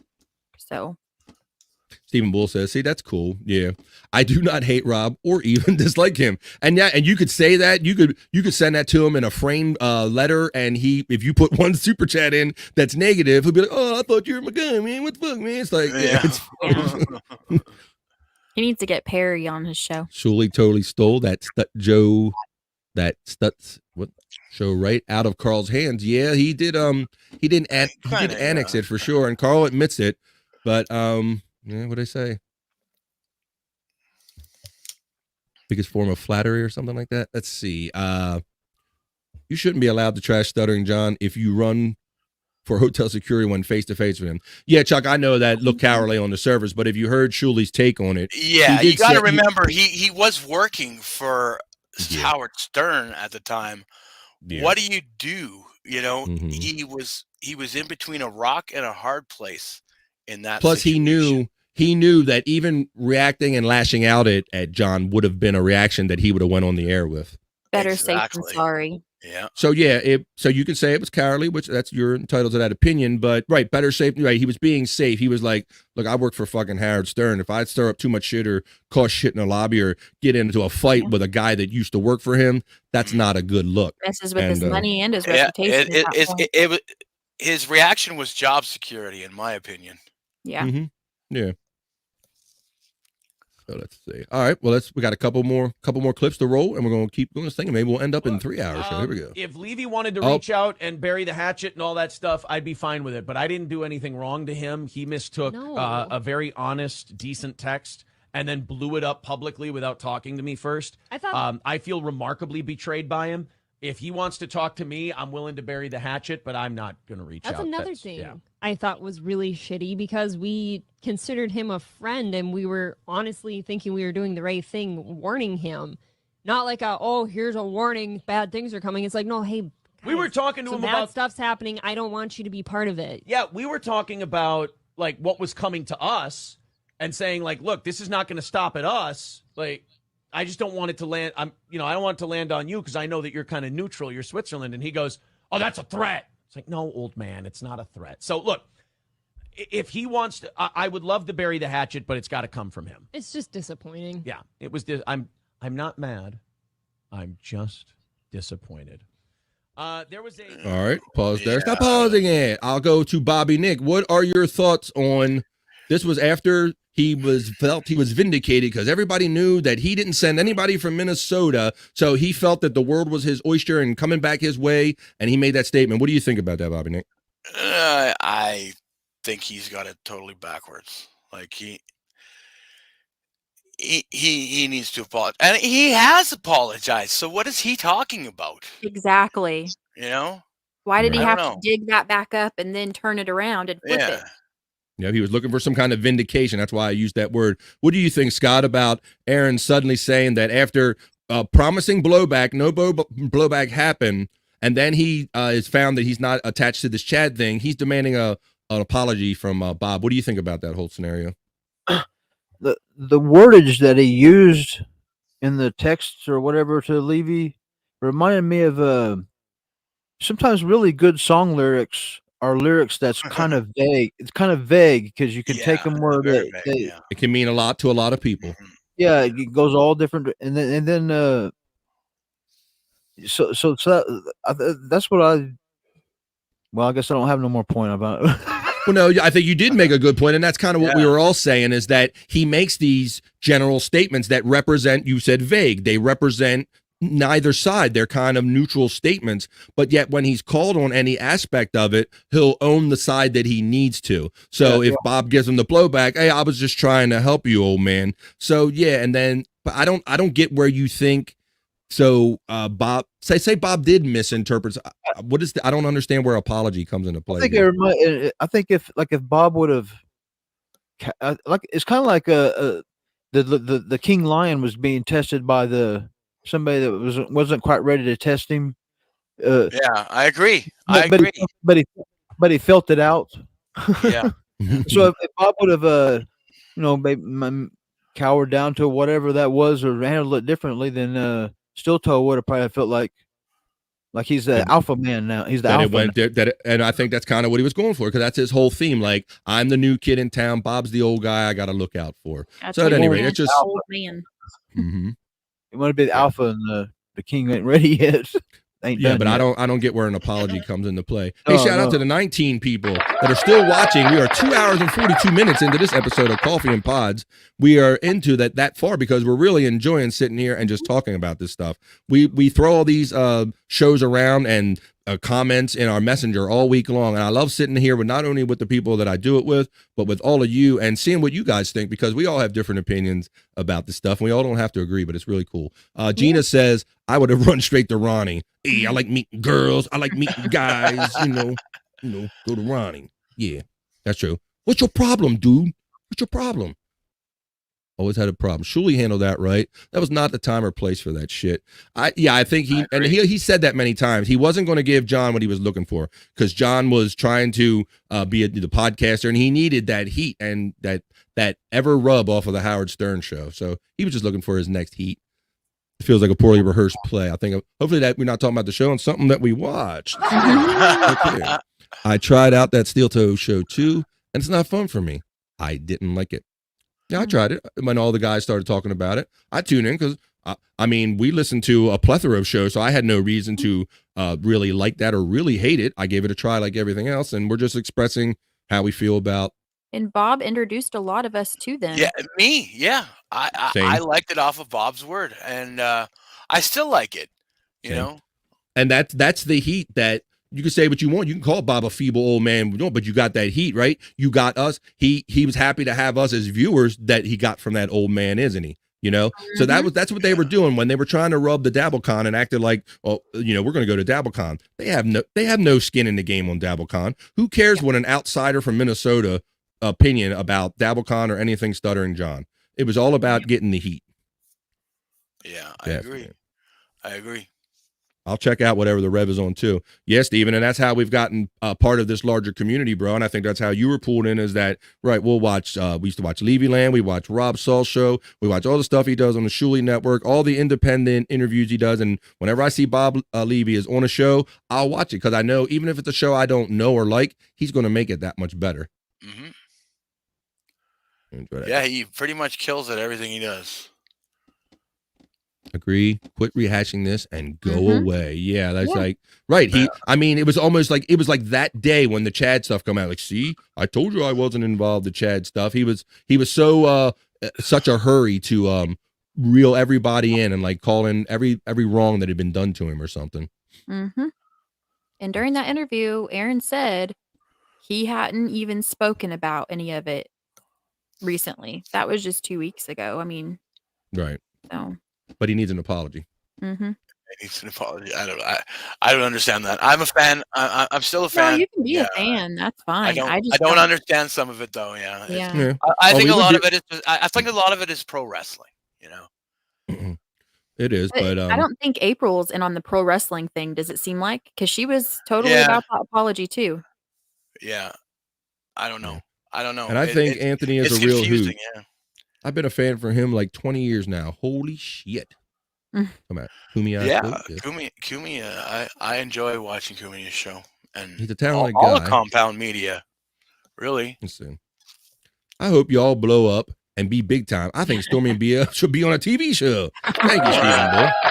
Thanks, man. We appreciate it. We got 17 people in here live. We are grateful and appreciative for all the views that we get after the fact. So whether you're watching us live or after the fact, we hope you're enjoying catching up on all these stories and sharing the opinions that we all have about this, because it really helps frame things for the podcast we got coming up, because we know the guys got plenty of fun stuff planned this week. Let's see. The drama between all podcasts, I thought it was like poor rehearsed play, just clarifying. I think. And then you got people like, not just Rob Saul, but I'm using him as an example. He's very sensitive. So even if you are playing, you have people that are involved now that are going to take it to another level, because they are a little more sensitive and maybe they don't understand how far is kayfabe, how much are we playing, or podcast world, and how much do we really mean this shit? Just like Chad's black eye, for example, with that, people took off with that, and some people were really upset by that. Yeah, the people that gave money and felt empathy, people that feel empathy don't like feeling fooled. And then, you're putting your heart out and your money to somebody, and people are going to, even the nicest people are going to take that the wrong way. Well, when that first happened, I remember seeing that video at like 1 or 2 in the morning sometime. And I hate Chad, but I really felt bad for him. But he was on the internet saying, "Oh, I'm going to do the same walk I always do." And, it was like, okay, well, come on now. You're not learning your lesson. So well rehearsed, Bobby Nick, because I said when he pulled that phony shit at the end of MLC and talking about I got a picture. These guys, they're guys outside my house. Yeah, They're right. outside my house. Yeah. Now, knowing that, do you walk out the door without a weapon or a second person, or walk out the door at all that night? So yeah, even at the time, it kind of hinky, all this story and all. Yeah, and then he exactly. conveniently goes out and gets punched that night, backing up a lie, an obvious lie that he told. But we're not going to go backwards on that one. But No, yeah. I didn't even feel like those two things were connected at first. I hadn't even thought about them being connected whenever he came out with his black eye. I was just thinking somebody beat him up. That's what I was thinking. I didn't think there was any connection. But No, I kind of, because just knowing he's fishy like that, I'm like, this dude is he's telling a tale. He's spinning a yarn. He set us up. Oh, these guys are outside the house. Yep. I come back with a black eye. Oh, they beat me up. And it seemed phony from the get because he had the Hitler mustache. They didn't clean. I mean, just the whole fucking thing. Yeah. And we got the Instagram message that he flashed up too on one of those last highlight packages. I seen that, yeah. And yeah, to this day, I'm not sure what happened. I know he's told like 3 or 4 different versions of the story now. So it's like, The only thing we know for sure is that he lied. Yeah. My lost interest says, wait, this is live. Like that. What was that Stormy? I'll talk to her. I'm It's a sorry. lot of effort to put makeup on like that every day. I don't know. And then, I think Mike Morse pointed out that one day, one of the eyes it looked like the wrong eye was bigger than the other. I don't know if vodka bloat started factoring in, but it looked like the swelling was on the wrong eye one day. I don't know. Bobby Nick is a good heart. I have respect for Bobby Nick. There you go, Bobby Nick. Well, got some 100s from Gina Bobino. I Rob think Saul is Chad almost as sensitive as Steel Toe. Go ahead, up. Good stuff, Scott. I think Chad had some sort of eye surgery or something to that order scheduled and knew that there would be bruising of some sort. Because the previous episodes, he was making comments several times about how his eyes were bothering him, his glasses. Glasses, he keeps saying, his eyesight. Yeah, So that's a good theory. I thought he had a eye surgery of some type and scheduled and knew that there would be some bruising of, the doctor would tell you what the aftermath might be. And he then kept sunglasses on after? so he knew the day and what time he'd be getting his black eyes because he's going to be having that surgery. So then he just kind of built off of that. Yeah, you never know. It could be he built a story, but Stephen Bull says I've been beat up a number of times, and Chad didn't look like he got beat down. Yeah, that's what the more the time went by, and the more you got to analyze the story and look at him and discuss the timeline, and then I guess Patrick Melton was one of the first ones to be like, "I'm going to blow this shit up," basically. Yeah. Yeah, I would have went back for my chicken tacos.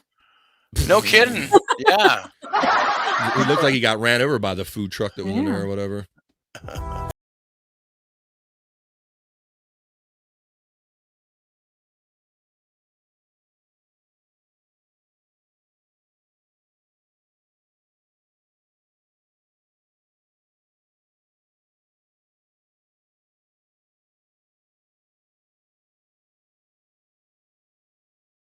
All right, thank you.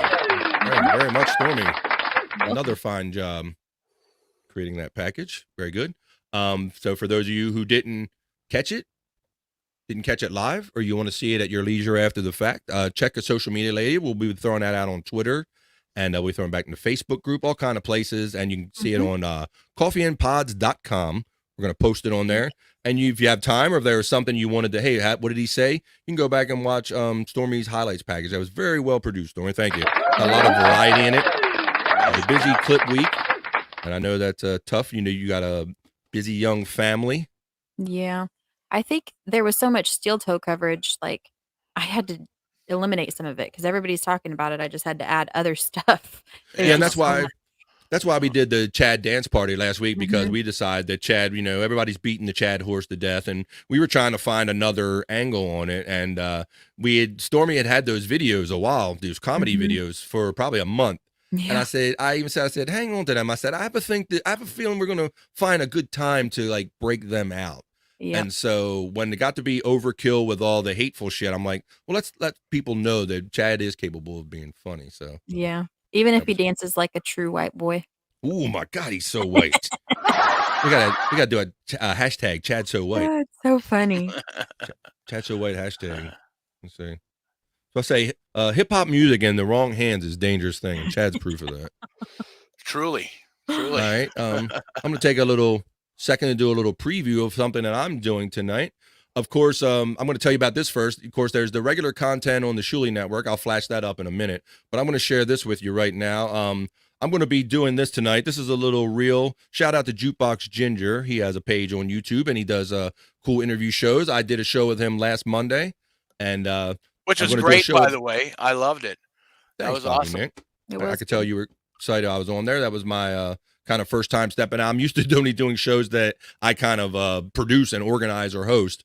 So it's a new adjustment, getting used to just showing up and sitting and kind of seeing what happens. So it's a new level of mental challenge for me. But I really enjoyed it. Jukebox Ginger is a really cool guy, and so much so he said, "Hey Bob, I'm going to do this interview with Larry Hankin," and we talked about him in the beginning of the show. I looked him up, and this guy's been in everything. He calls himself that guy. I'm going to show you this real quick preview where I'm going to be 11 o'clock Eastern time tonight interviewing Larry Hankin live. Well, if I could take this, put the sound on it, might make it more enjoyable. Little bit. Here we go. So this is a clip of some of the things you'll just see. This is just a few things of what Larry Hankin has been in over his extensive career. Check this out. Always have mystery bombs Wednesday. I can't taste it. I used to that habit. Has a child been involved in a that violent guy, altercation with drunken and/or mentally ill member of his immediate family? No, Has he been involved in a household accident? I don't know. We just found this cat, and we're looking for the owner. This is friends. Yeah, it's mine. Seems to hate you. Are you sure? Yeah, it's my cat. Give me my cat. Now wait a minute. What's his name? Buttons.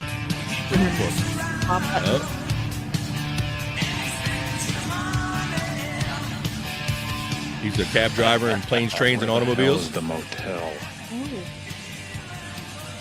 Doobie, is it much farther? Named Not Doobie. much. Why didn't you take the interstate? Said your friend had never been around here, so I just figured you'd like to look around. Always have mystery. So there you go. So there that is. So that's what I'll be doing tonight. So that was just a small sample of his work. Yeah, he really is that guy. I mean, yeah. Yep. Yeah, I recognize him. Yeah, for sure. Let's see. If you see him walking down the road, though, would you recognize him? I think you'd be like, I think I would. "Hey, I know that guy from somewhere." Yeah, that's how. Yeah, I think because that's what he said, Bobby Nick. I mean, obviously you can remember. I think everywhere he goes, he's like, "Aren't you that guy from that?" Yeah. So, love Jukebox Ginger. Damn, I missed that too. Well, Loss, you can go back to Jukebox Ginger page. I did that last Monday live, but that was in the morning. Maybe you can catch this one. This is going to be 11 p.m. Eastern time tonight. I believe that's the time that Mr. Hankin requested. So I was appreciative that Jukebox Ginger asked me back for that. I'll be interested to ask him some questions and hang out with him. I'm in a NASCAR fantasy league with Jukebox Ginger. Wow, that's pretty cool. Sweet. I only did that one time where you kind of do the race points and all. That can be fun. Let's see. Wasn't that dude in Breaking Bad as the scrapyard owner? Yeah, he was Joe. Scrap Joe or whatever. Yeah, he was Scrap Joe. You're right. I'm not the biggest Breaking Bad fan, but in doing this research for this interview, I did learn that he was also Joe from the scrapyard. He handled things, took care of business for people. All right, with that. So that's where I'll be 11 p.m. Eastern time tonight. All right. Right on. Looking forward to that. All right. Well, I think we better wrap this up because we've done a 3-hour show, folks, but we're having a great time. Sure, it didn't feel like 3 hours, so that must mean that we had fun doing it. So for sure. I'm going to start off by thanking our friend Bobby Nick for joining us today. Bobby Nick, Hey, no problem. Thanks for inviting me. Tell people where they can see you. You can see me Monday, Wednesday, and Friday on BYB podcast. And I have a new show with Andrew, and now we have brought on Scott Fitzpatrick as a permanent member, and that's on Tuesdays and Thursdays. And we're doing another kind of like what we call it weird stuff sometime on the weekend. So yeah, you try to do about the weird movies or just weird stuff in general, right? So weird stuff in general. Yeah. So you can catch out Bobby Nick on BYB. You see him repping with his shirt right there. And he hangs out with Andrew and all, because Andrew's a great dude. And I know Andrew, if you tell Andrew he could podcast 7 days a week, Andrew will podcast 7 days a week. That's so right. He was on a busy. Yes, he would, and he does sometimes. Even when he's asleep, that's 3 o'clock in the morning. He'll be doing lives, and all you see is his black room. So Andrew loves podcasting. He loves hanging out with these people. He loves hanging out with Bobby, Nick, and everything. So if there's never not a show going on, and you want somebody to hang with, you want to know what Andrew's up to, you can go to Andrew Wiese, WIESE 9324. And check him out on YouTube, and you'll never know what you'll see him doing. He'll be singing, hanging out with Bobby Lick, Bobby Nick. You might see him. Bobby Lick. Yeah. Freudian slip. Hi, Bobby Lick. How you doing? That's what happens when you do a 3-hour show. Okay, that's funny. The wording started getting rough. Tiny host was tossed. Could have been something else. Yeah, it sure could have. It sure could have, Storm. You never know what's going to come out of my mouth. Let's see. Thanks for a good show, gang. Thank you, Chuck. Chuck has been super supportive of me for long back since I got in podcasting. He's always been words of encouragement and letting me know that I'm on the right path. Thank you, Chuck. Thanks for always being around, bro. Let's say thanks for the 3-hour show. A 3-hour show. My Gilligan hat. Gilligan. Hey, you got the Gilligan. Yeah, that's right. The prop master, Scott. Look at that.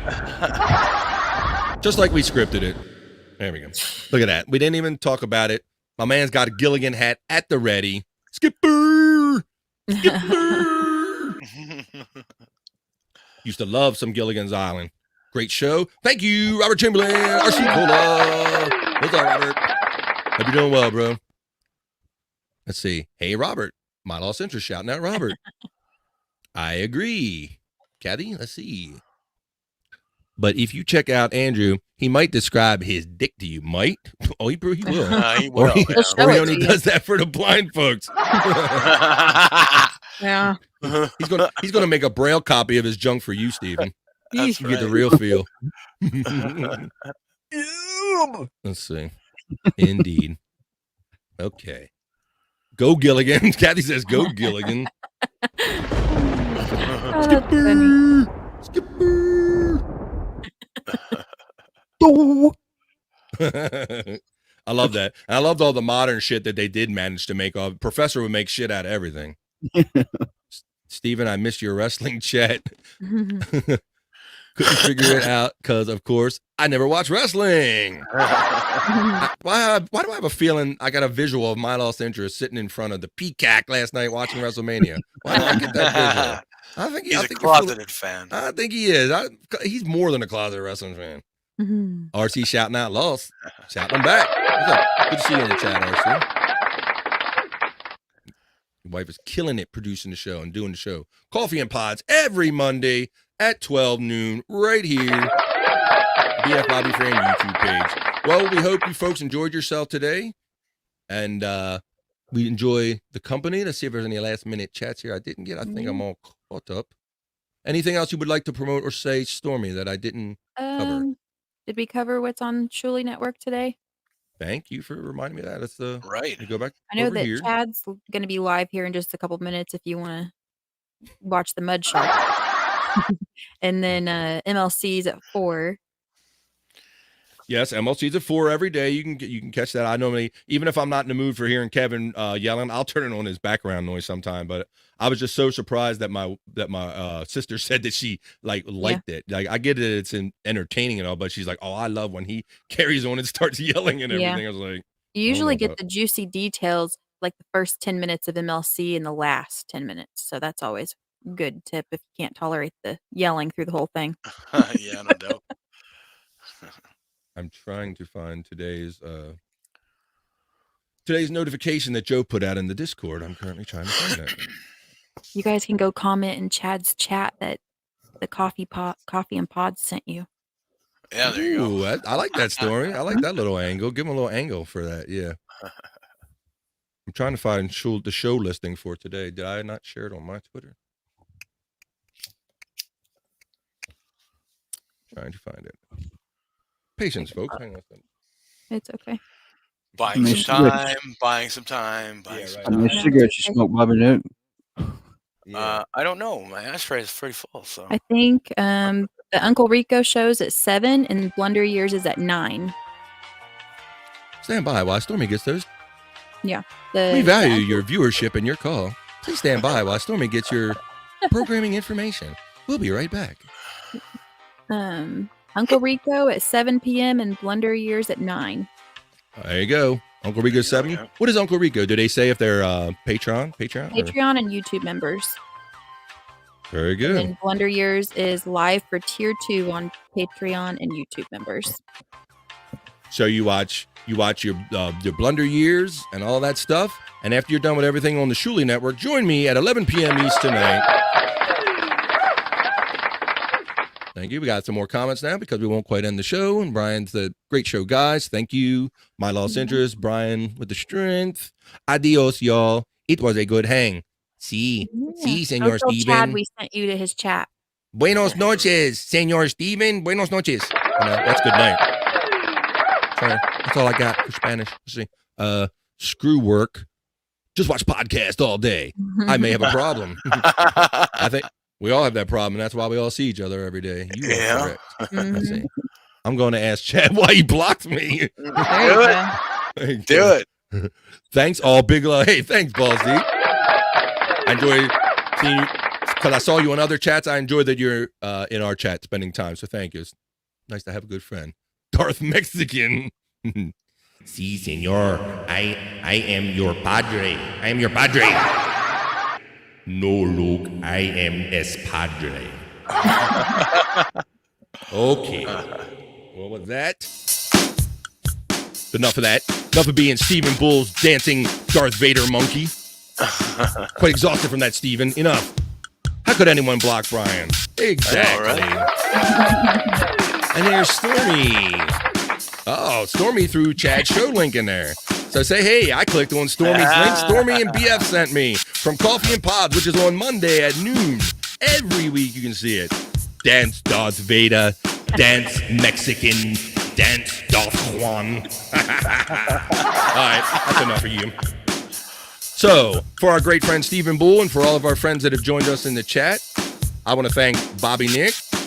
I want to thank Scott Fitzpatrick for joining us with the Gilligan hat and always being ready with the props, the original OG Spud, Cease and Desist Cardiff, and for our graphic goddess and producer of our highlights package and my co-host Stormy, I am the man, BF Bobby Fran. We hope you enjoyed episode 14 of Coffee and Pods. I will take my glasses off as I say goodbye.